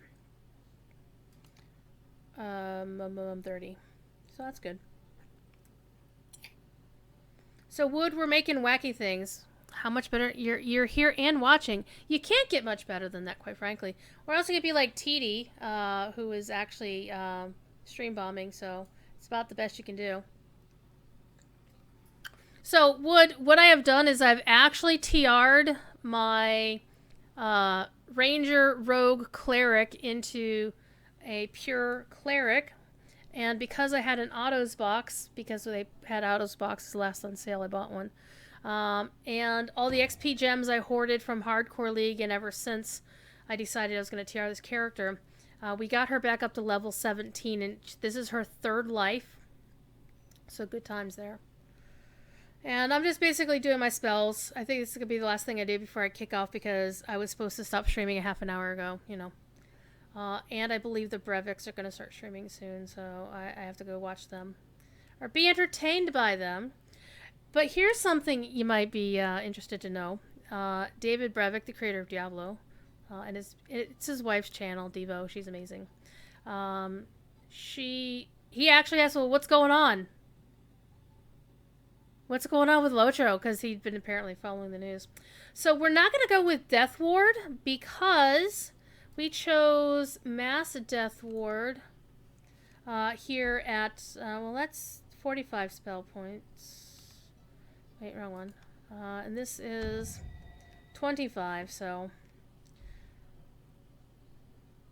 I don't foresee myself using singular Death Ward. I'll just do a Mass Death Ward and be done with it. So we are going to go with Shield of Faith, I think is a good one. Panacea can also be good.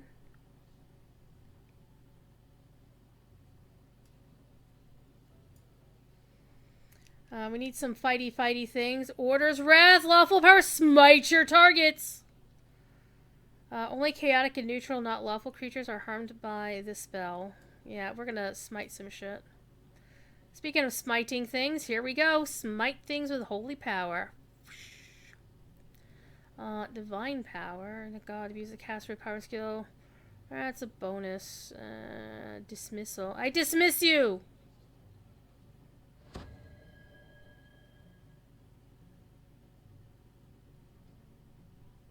Symbol of Flame. You know me. Symbols of Flame. It's all about the flames.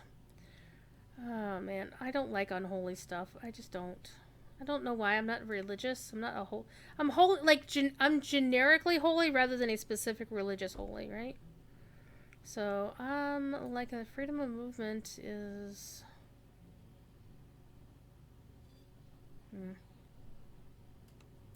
Alright. Down to 3. Wait a minute. Did I miss Chaos Hammer? Oh, man.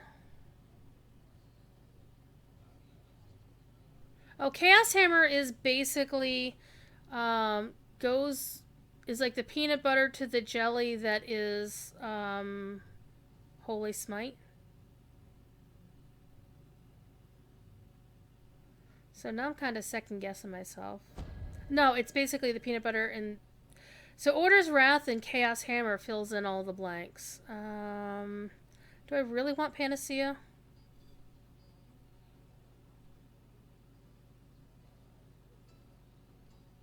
I mean, it is a heal. But bearing in mind that I have a cat who's meowing. Blah, blah, blah, blah. I have the restorations and stuff going on.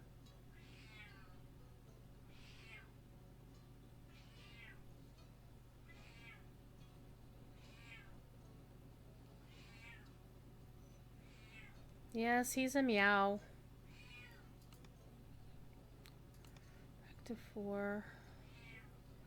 You know, I think I'll replace Panacea with Chaos Hammer because Chaos Hammer is awesome. That way I can basically hit lawful and neutral with one, and then I can hit neutral and chaotic with the other.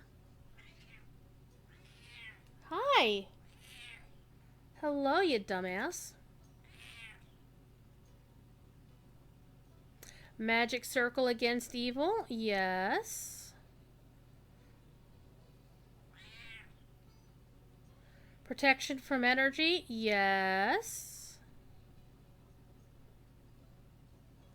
Water breathing? Yes.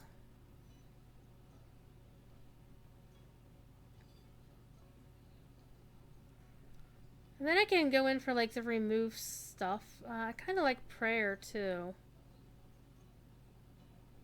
It lasts for like just shy of 2 minutes. Yeah, we'll do prayer. Ba ba ba ba ba da ba da. Ooh, Searing Light. Yes, attacking all the things. That looks good. Let's go down to level 2. Deific Vengeance is going to happen. I'm going to... Wait, I can find traps?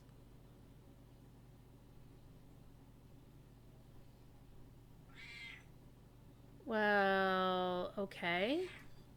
So at least I'll be able to find them. I won't be able to do anything about them, though.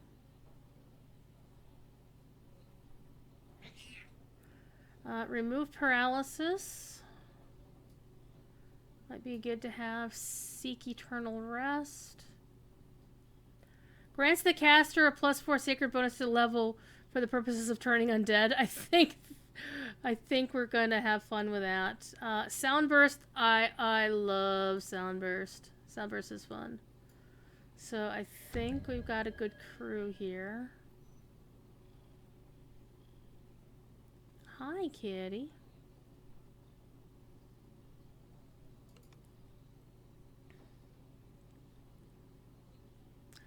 Doom!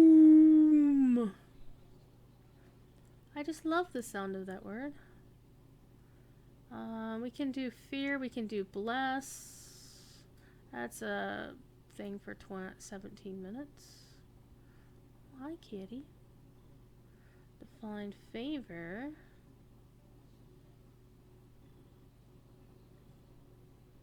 Night shield.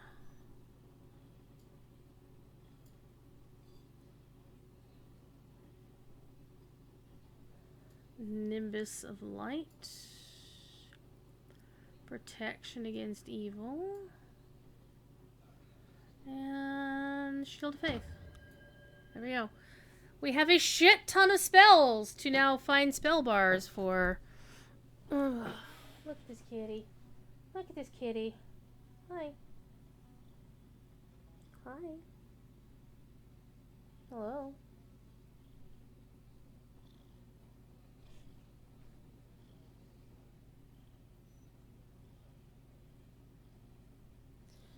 So, I taught TD everything she knows about DDO, which means we're all screwed. Sorry, TD, I apologize.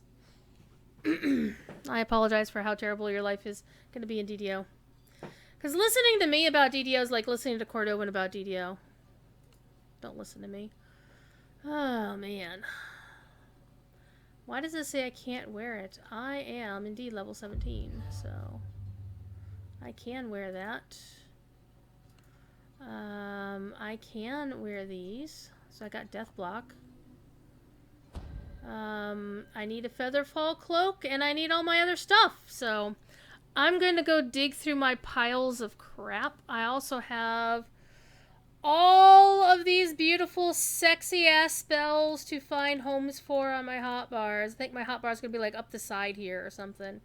Or I'm going to have, like, 3 rows of things down here. But I need some time to think about where I'm going to put stuff, and I do have to get going. So I'm going to leave you all to it. We're going to see how this character plays probably maybe on Wednesday will be the next stream. Tomorrow, of course, Tuesday I don't stream. By the way, for those of you who hang out in the Signum U communities, Professor Corey is back to business. So he'll be streaming Exploring Lord of the Rings tomorrow night, Landroval willing, or server willing. So far on the DDO side, things have been okay. I know things have been a little bit shaky on the Lotro side today. Arkenstone is down until further notice, which means some serious shit must have happened. I would not care to speculate, but something like that kind of... I have a theory that involves hardware failure of some kind. They probably have to order new parts. I don't know. None of us know. Standing Stone, of course, is never going to tell us. So folks is like, they should tell us what happened. Get used to not knowing. There may be security reasons for it, liability reasons for it. But basically they said, they're not going to tell us the actual reasons for what's been going on and why it's been going on. Maybe they'll tell us about what's going on with the chat servers, but I have a high suspicion or a theory that the chat servers are part of the problem in some fashion. But I am not a network engineer, but I love the fact that like Bloodborne was subtweeting the Armchair Network and server engineers in our community who started spouting off about what should be done to fix this or what they think it is and blah blah blah. And I'm like, I'm not an expert in the field, nor do I have direct knowledge of what's going on in this particular situation, so I got nothing. See, Snorblum is a network engineer and actually has a base of knowledge to work from. So there's that. So they could have had a cascading failure. It's probably something like that. But yeah, there's so many reasons. And the main thing is I would hesitate to ascribe malice or stupidity to it. I kind of called somebody out for it in Stina's Discord earlier today because we were talking about the issue and I was trying to, like, guys, we don't know what it is. Let's not do the conspiracy theories. We don't know that it was malice or malicious intent. And then they whipped out that old chestnut about, don't ascribe to maliciousness what you can describe to stupidity. I'm like, that's not really fair. You don't know these folks. I mean, they're actually probably well-paid individuals, one would hope. And hopefully they get in some rest because holy shit, 6 days of this? Yeah, I feel bad for them. But anyway, I managed to get onto Landreval long enough to complete the Flickering Firefly deed, the one where you do all, like, the 4 Firefly quests and place the lanterns 2 times each. So you get the title Flickering Flame, so Phoenix is now the Flickering Flame, so I'm happy about that. So yeah, there have been some folks who've been able to perform their bands okay, some folks have not. I do know that Ails and Tails did go off as usual, but it was a little bit janky, but it is what it is. So anyway, yeah, and they're not in the data center. If it was the data center issue, that's not an SSG thing. It's the data center who has employees that are not Standing Stone. So either way, back at the ranch, DDO has been reasonably okay tonight here on Orien. I only saw the chat server go offline for about 10 minutes earlier in the stream. I do know they said don't be on Hardcore League, which when they say that, they're giving you a heads up. You probably want to take the night or 2 off and wait till things get stable and then go back in. I actually am glad they said that, although I'm also of the opinion that I'm behind on my Hardcore League and I really need to get my character leveled. My minimum goal for this Hardcore League is I want to get the 1750 favor to get the headpiece. If I can get that, I will consider that a success. Because I've been very bad in my Hardcore League stuff over the 3 seasons. But I want that headpiece so much. It's the She-Ra headpiece! Come on! Come on, people! I want that account wide. This character will wear the She-Ra headpiece. It will look amazing. But in the meantime, try to be, considerate to the folks at Standing Stone. They have probably, I can assure you, having hung out in Sapiens' stream over the past few days, he knows far more about this shit than any of us do because he was the community manager for many years. So he's been in Cordovan's shoes. And all I can say is, I hope the guy gets a freaking break. And the dev team, of course, they hate this because this is their livelihood. This is their passion project. This is, the thing that pays their bills. So they have to have it working. Because, of course, there's going to be consumer confidence issues, and there's going to be people who are going to be shitty about it and say, I'm going to unsub. And that means, less revenue for the company. At a time when they'll probably need some more to pay for, the overtime for these engineers or for any additional hardware. So we understand the impatience. We understand the frustration. But as long as people don't get shitty about it, life is good, okay? So everybody be good, as usual.